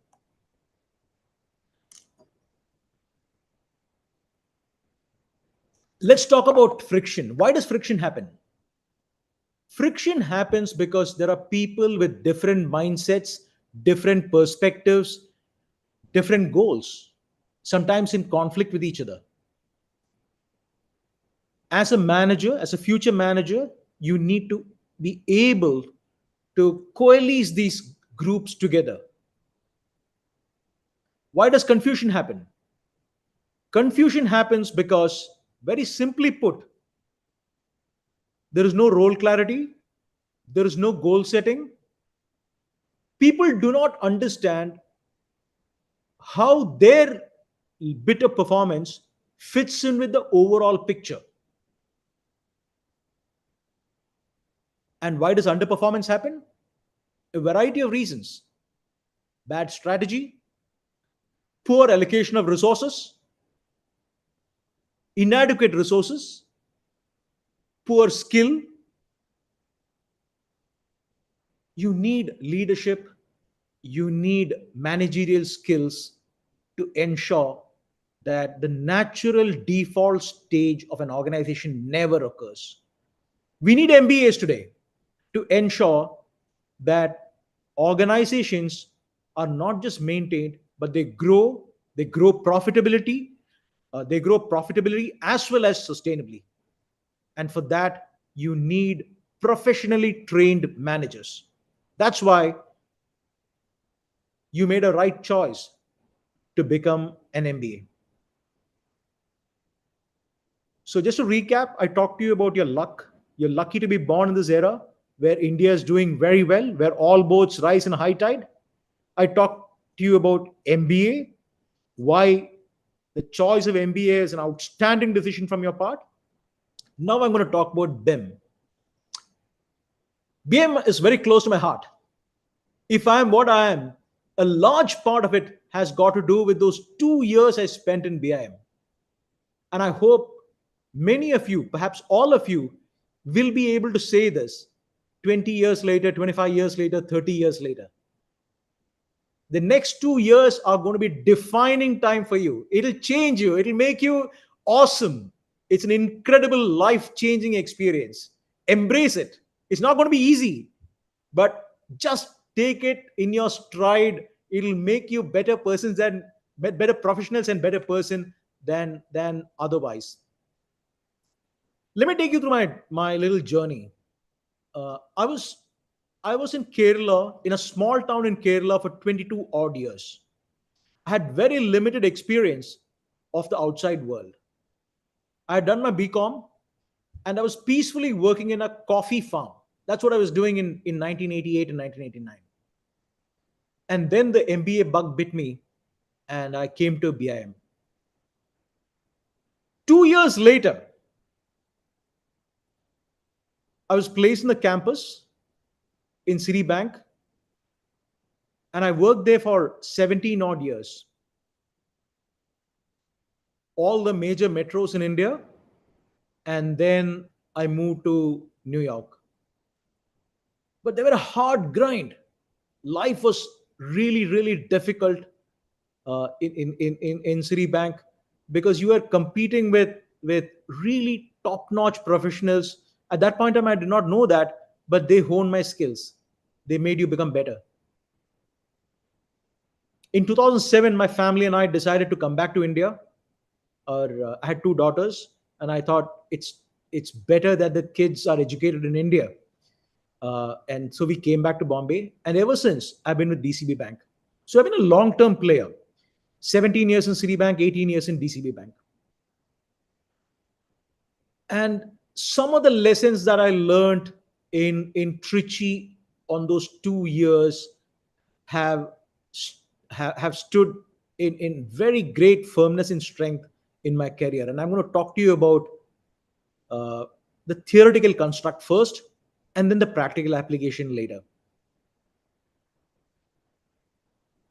In the Mancom class, we spoke about principles of management, Henry Fayol, about Peter Drucker. There were tests galore. Life is not easy.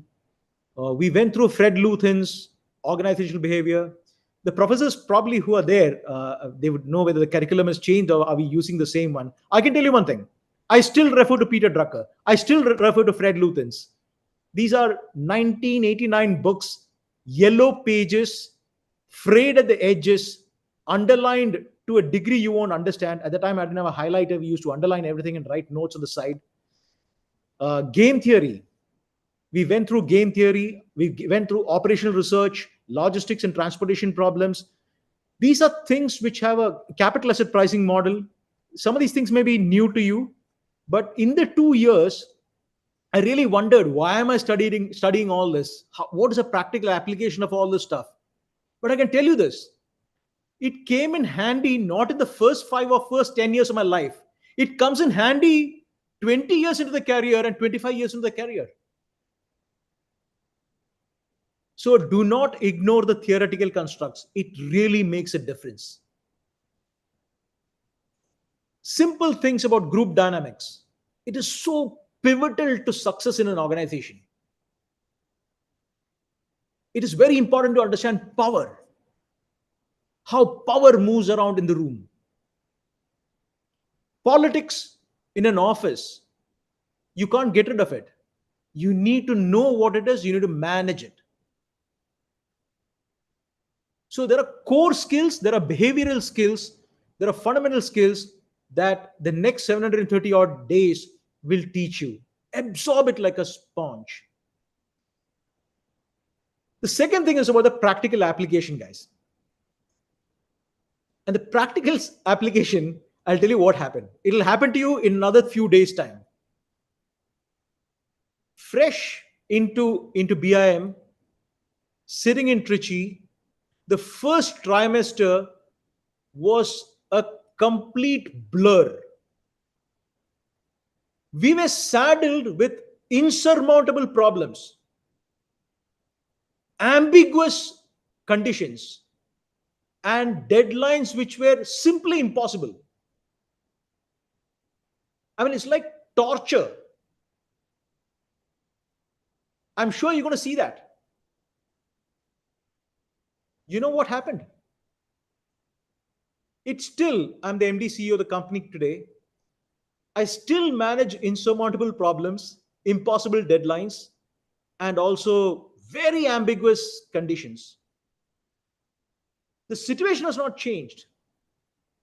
You know what has changed?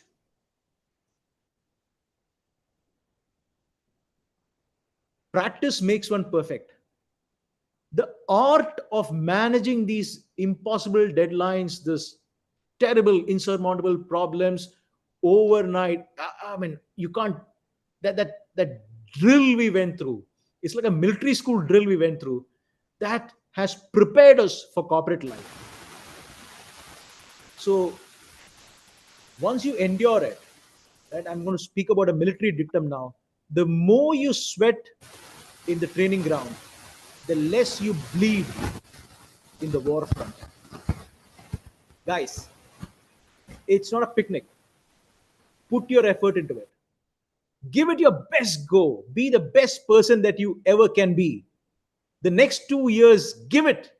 You will reap the benefit of the next 2 years over the next 30 years. Give it everything that you have.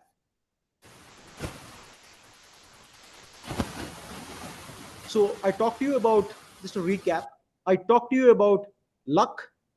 I talked to you about two choices. The choice that you made to do MBA and the choice you made to come to BIM. Outstanding choices.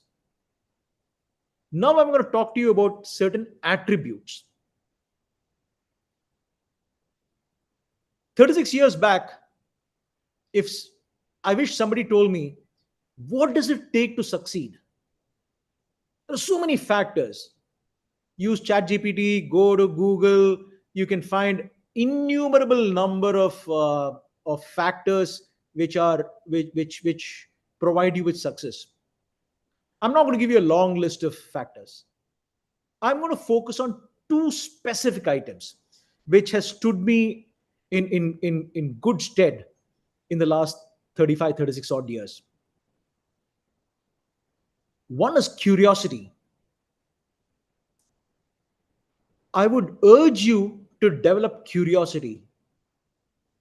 Ask this question, why? Why again? Keep asking why until you get to know. Students who've done engineering would know Feynman.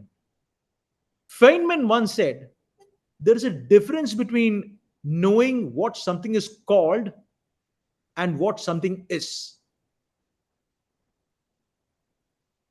Please try and understand what it is and not just what it is named or what it is called. Remain curious. Textbooks, internet, library, colleagues, tutors, visiting faculty, they are an unimaginable source, fount of information. Engage with them. Find time to engage with them. Exchange notes. Ask questions. It's a life skill that you will have. Remain curious. It'll make you a better professional than what you are. The second is slightly underestimated by most people, and that is grit. When you're faced with odds, and you will be faced with high odds, do not give up. Keep going. Just do not give up.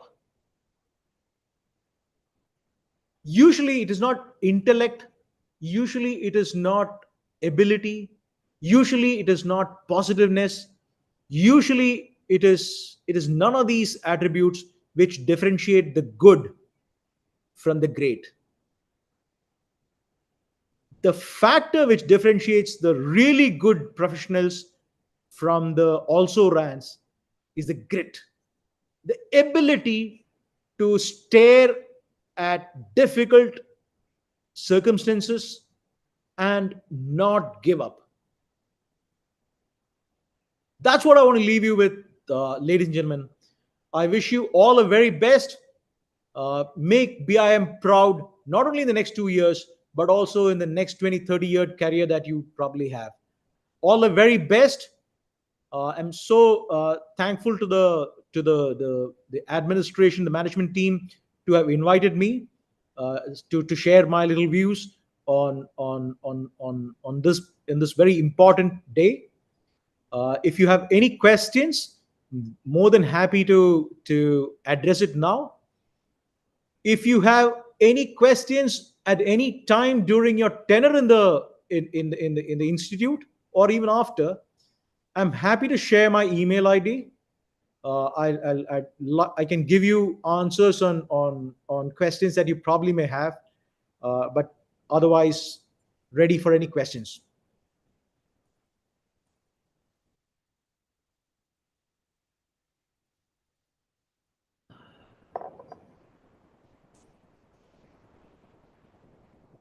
Good morning, sir. I'm Sneha. So I have a very short question. What advice would you give for any fresher who's pursuing MBA right now and getting into the corporate world? Hi, Sneha. Hello, sir. Yeah, what I would do is it is important to be industry ready. It took us time, moving from the textbook environment to industry environment took time for me personally, because I never worked in a corporate before doing an MBA. So if you have worked in a company before, in an organization before, and and doing an MBA now, you will be having a bit of a head start. But for a person like me, I had no idea. I mean, I didn't know how to knot a tie. Okay, it is that raw. So to convert the textbook knowledge into practical problem solving in the early days of getting into the corporate was difficult for me personally. In the short run, that's a very critical factor. But if you have to learn a skill, be a sponge, just absorb. You never know when those information and the knowledge comes in handy. So there is nothing called a wrong information. That's called a inundation of information. Be a sponge, observe, right? See, listen, observe. That's what I would say. Thank you, sir.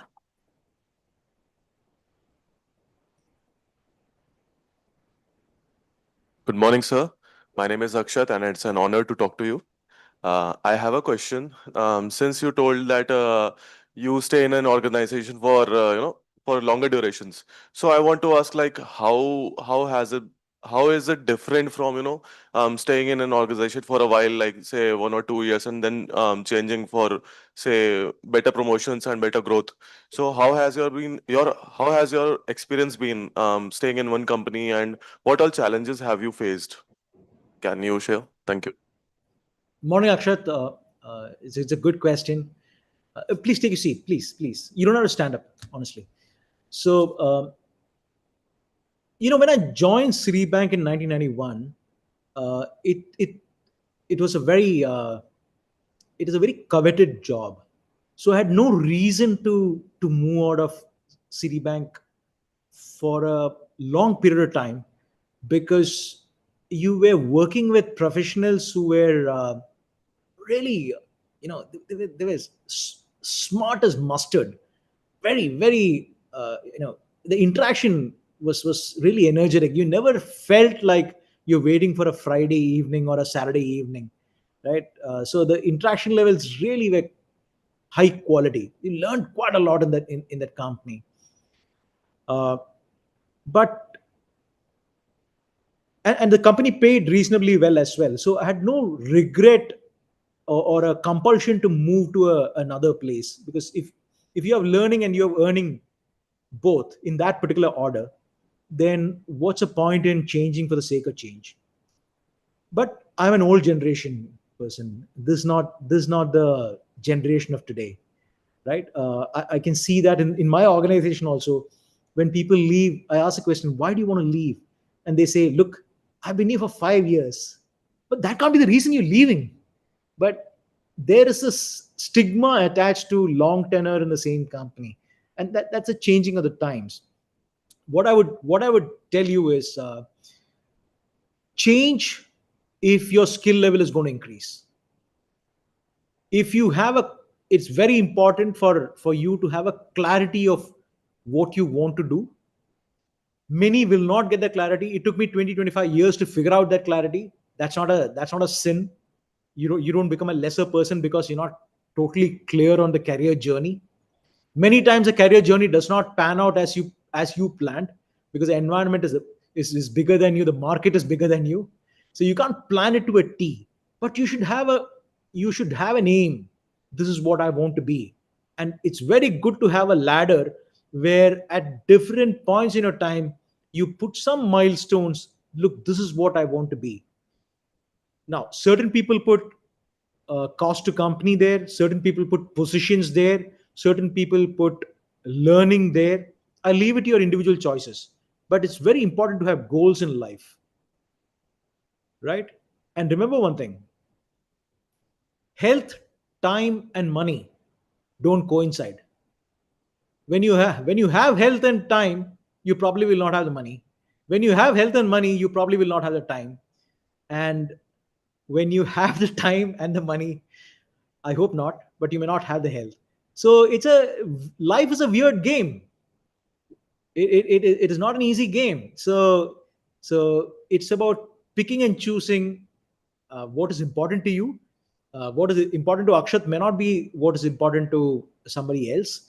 So it's something which you got to sort out for yourself as to what you want to be. And I can tell you about myself. One of the regrets I have is that my dad is 93 years old. He is in a place called Wayanad in Kerala, and I meet him 4 times a year.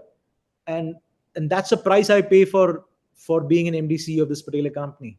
There are 11,000 employees in this company. I'm responsible for them, and I'm equally responsible for my dad, who's 93, staying alone in a farm in Wayanad. And yeah, you can't have everything in life, so you have to prioritize and choose what you want to. All right, sir. Thank you so much. Not at all. Oh, very pleasant morning, sir. Myself, too. Archana Tanlishwaran. The question I wanted to ask you is that you were talking about the Indian economy and the market growing at a very exponential rate. And there's always one or the other kind of turbulent situations occurring to the market. And recent trend is the VUCA environment, where the market or the environment is highly volatile, vulnerable, uncertain, cumbersome, challenging, and ambiguous. I would like you to address to the fact that what is that one on-fleek attribute that you would like not only the future policymakers but your juniors here to imbibe to make a progressive posterity, sir? What would that one on-fleek attribute that the corporates would look for us to have to make a progressive posterity? Very good question again. Just take a seat. You can sit. Be comfortable. Yeah. Very good question.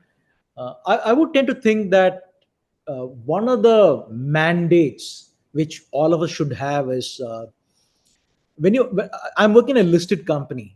Okay, the bank is listed, and there is definitely pressure on quarter performance. Right. There are investors, there are analysts. These are all stakeholders who demand performance. But despite this, you can't wish it away. It's going to happen.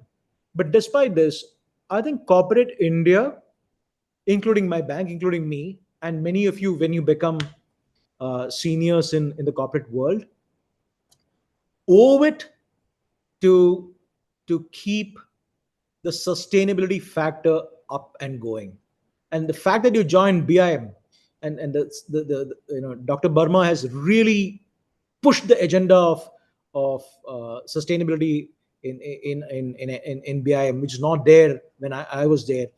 I would tend to think that growth with sustainability is absolutely key. And I'm not even talking about environmental ESG here. I'm talking about remarkably predictable, consistent, even boring growth is absolutely important.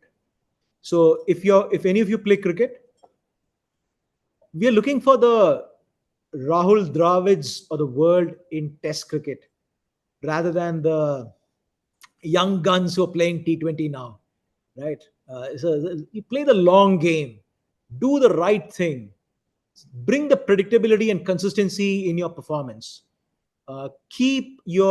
You have a responsibility to your neighborhood, and if everybody abides by this, I think the world will be a better place.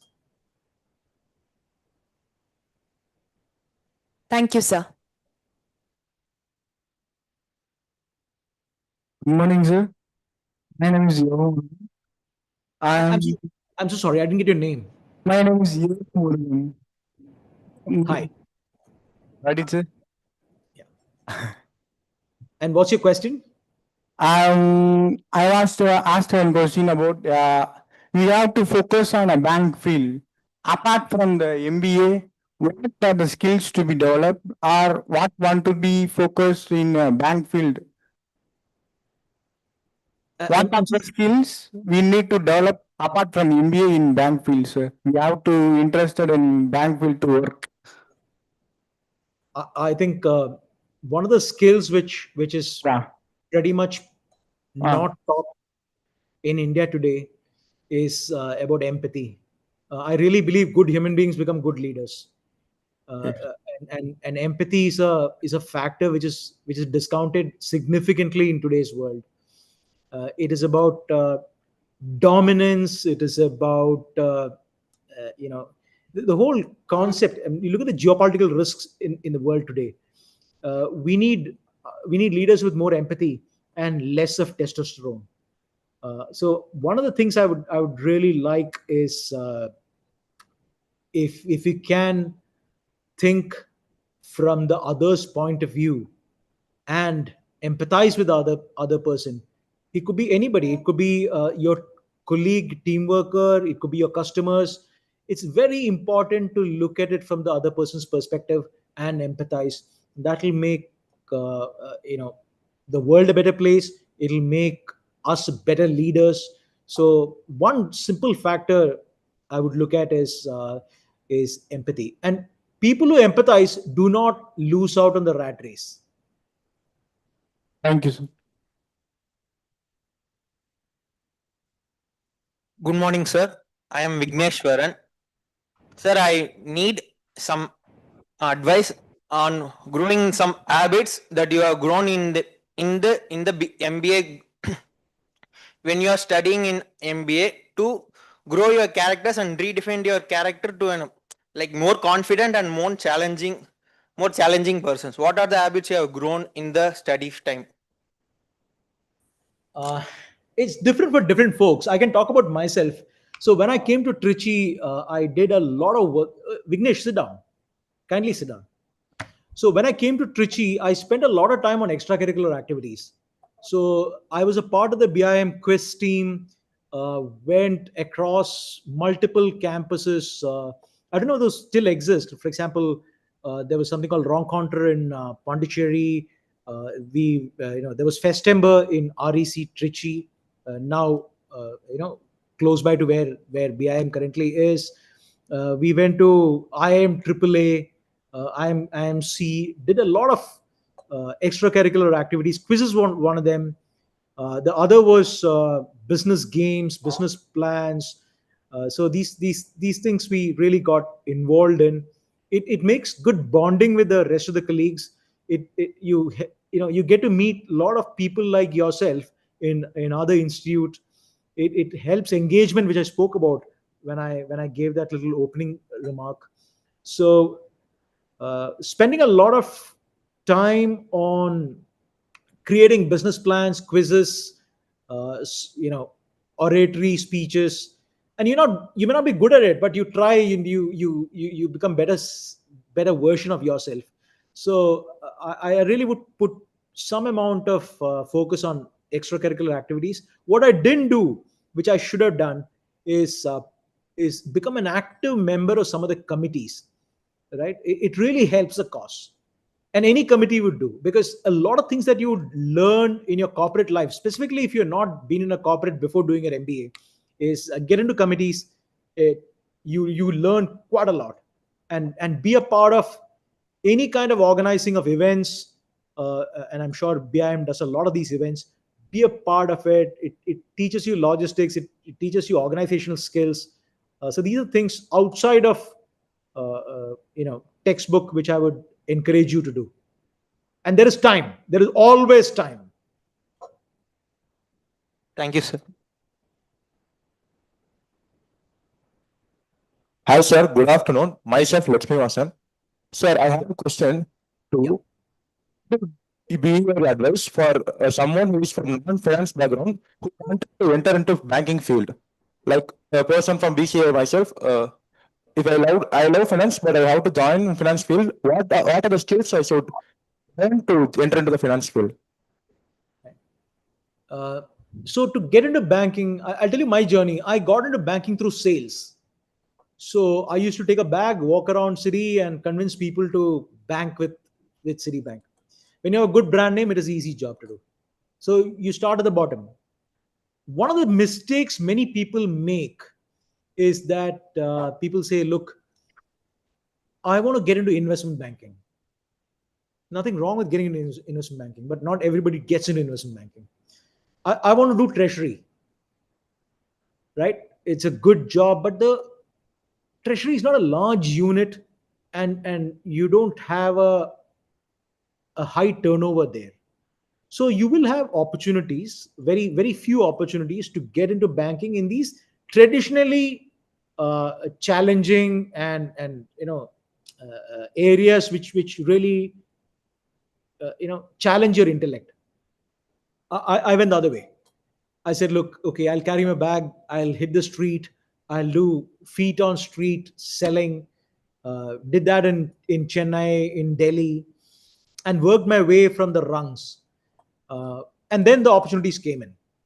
So my suggestion is, if you are clear the industry that you want to get into is banking, look for areas like risk, look for areas like wealth management, look for in addition to your MBA, you may want to do a course in CFP course, just to get a better understanding of some key areas of finance. But honestly, one thing you have to remember is banking is as much about technology and about finance as it is about people. So in your second year, when you're taking your courses, don't ignore social science courses which you may have. It's very important to understand group dynamics. It's very important to understand leadership qualities, and some people err on the side of fundamental skills to such a degree that they may forget the leadership and the people component of the job. And this is true for banking, it's true for many other jobs as well. Unless you want to be a data scientist and you're very focused on, look, I'll work on algorithms, I'm an actuarial person, I want to work on actuary, that I can understand. But if you want to get into senior management, run units, run companies, it's very important to have fundamental skills, but in addition, you need to have people skills as well, right? But in today's world, risk professionals are in demand, cybersecurity professionals are in demand, pure play credit. There are multiple risks. There are credit risk, market risk, operational risk. You can specialize. I mean, you can be super specialized in one area, and get into some top quality banks. The opportunities are immense. You can go into marketing and come in there. So there are multiple avenues. Maybe the right time to ask this question is when you're in your fourth trimester, or just after you finish your fourth trimester. You'll have a better understanding of what gives you the happiness, right? Completion of what kind of assignments gives you more happiness, which are the chores where you say, oh gosh, I had to get rid of it, right? So maybe third trimester end, fourth trimester middle is a good time to see which particular vocation, which particular field would you like to invest your life in. Thank you for your insights, sir. You're welcome. So, very good afternoon. This is Jeevita. Actually, you said that we are having a wide openings and opportunities when we are about to complete this. And I also see that these are the time where the techs and AI is also developing. So I personally have a fear whether that would affect my journey anyway. So how to overcome this, and also in what steps I should focus more to just overcome this fear. That's Jivita, right? yes, sir. Jivita, very good question. In fact, we also worry about it in our company. But I'm going to tell you a story. Okay.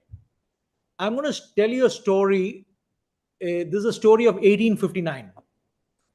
1859 in Lancaster, England. Okay. So the economy of Lancaster, Manchester, northern part of England was primarily run based on the cotton cloth exported from India, right? From British India. Jivita, sit down. You don't understand, right? Please sit. So the economy was primarily run on the cotton which comes from India was being hand spun, and there were hand looms, and based on the hand loom they were preparing textiles. Suddenly, I think Richard Arkwright, he created something called a spinning jenny. Spinning jenny was nothing but automation. What is being done through hand spun now could be done through machine. So in 1859, somebody called William Ludd, Ludd, he and his followers went across Lancaster, and you know what he did? He started breaking up the machinery. He would take an axe, his followers would take some shovel and just hammer the spinning jenny, break it into pieces. This is a norm. They're called Luddites. Even now, if you were to Google Luddite, you will find that Luddites is today's term for people who fear automation. Okay, and it's natural, it's human tendency. Why am I telling this story? I'm telling you the story because technology advancement is inexorable. You can't stop it. The Jenny is out of the bottle. You can't put the Jenny back into the bottle again. It is a wave which will become a tsunami. So you can swim against the tide or you can swim with it. And I would urge you, swim with it. And what does it take to swim with it? Let me give you another example. So there is this famous quote of Herbert Spencer, which is wrongly attributed to Charles Darwin. Okay. Herbert Spencer said it first. Charles Darwin did not. But most people think it is Charles Darwin who said that. What did Herbert Spencer or Charles Darwin say? There is a seminal book, Origin of Species. You heard of it? Origin of Species by Charles Darwin. And he talked about survival of the what? Fittest. Yeah, he didn't talk about the survival of the fattest. He didn't talk about the survival of the fastest. He didn't talk about the survival of the strongest. He didn't talk about the survival of the biggest. He talked about the survival of the fittest. Adaptability is the key. It's the key for the younger generation. It's a key for the older generation. Dinosaurs became extinct not because they were not strong. They became extinct because they were less adaptive. It is very important to be adaptive. So challenges will come. AI will come. What you need to do is not to build resistance to fight, but to build ways in which you can adapt to new waves of technology. And AI is not the last. 20 years later, I don't know what will come, but something will come. Successful people will adapt and adopt. So that is what you got to learn. Thank you so much, sir. Right. We'll take maximum one more question because I necessarily have to have another meeting at 12:15. So we'll take one single last question. Good afternoon, sir. My name is Fawzia Fatima. Sir, in the beginning of this session, you mentioned that you were a fresher when you joined MBA. So my question to you is, was that a big disadvantage for you compared to people with many years of work experience? And if the answer is yes, what did you do to match their level of expertise? That's my question, sir. Thank you. Okay, Fatima, take a seat. Take a seat. Sit down.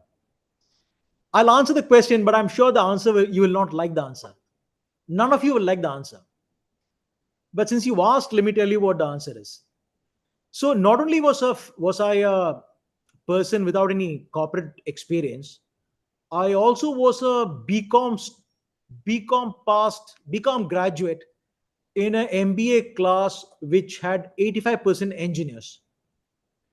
So when we had the maths and stats class, look, I was feeling really insecure, inferior in everything.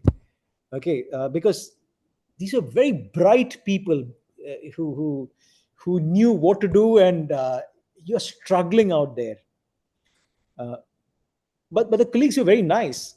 They helped you. They sat with you, and I'm sure your colleagues also will do that, right?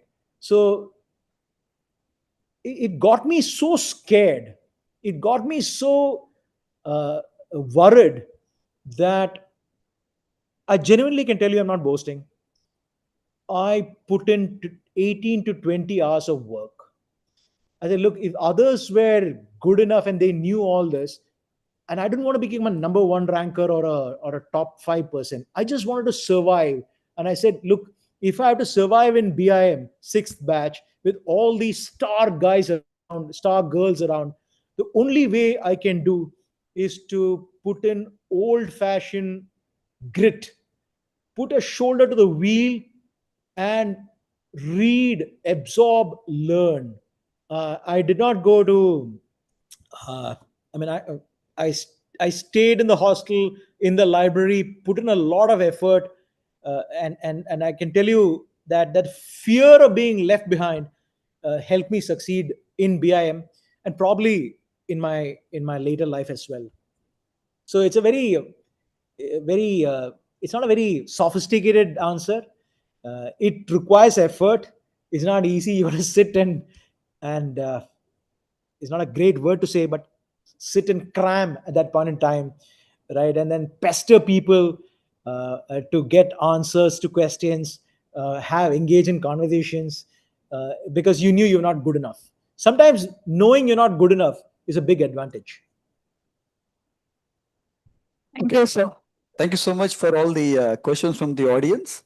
Praveen, thank you very much for spending your valuable time with the incoming batch of BIM 42nd batch at BIM Trichy. On behalf of director, faculty, staff, and the students of both BIM 42 and 41, we extend our warm sense of gratitude for your time. And I'm not sure whether you were able to capture the fact that Mr. Praveen Achyutan Kutty was conferred the BIM Distinguished Alumnus Award last year for the year 2024. Thank you. And I will share a few more details about those kind of initiatives when I come back and address your batch in the alumni relations context. With that, once again, I thank Mr. Praveen Kutty for sharing his valuable time and insights over a period of about 36 years. Okay, he's a 89-91 from BIM 6th batch. Sid Siddharthan that you listened to this morning is BIM 4th 1987-89. Okay, you will also get a lot of other opportunities to meet alumni from BIM 6th batch, 4th batch, and other alumni as you progress your journey at BIM. Thank you so much, Praveen, and thank you for your time. Yeah, thank you. My pleasure entirely. Thank you for inviting me. I think the least I can do for the institute is to we look forward physical presence in the campus whenever it is possible from your schedule. Thank you. Yeah.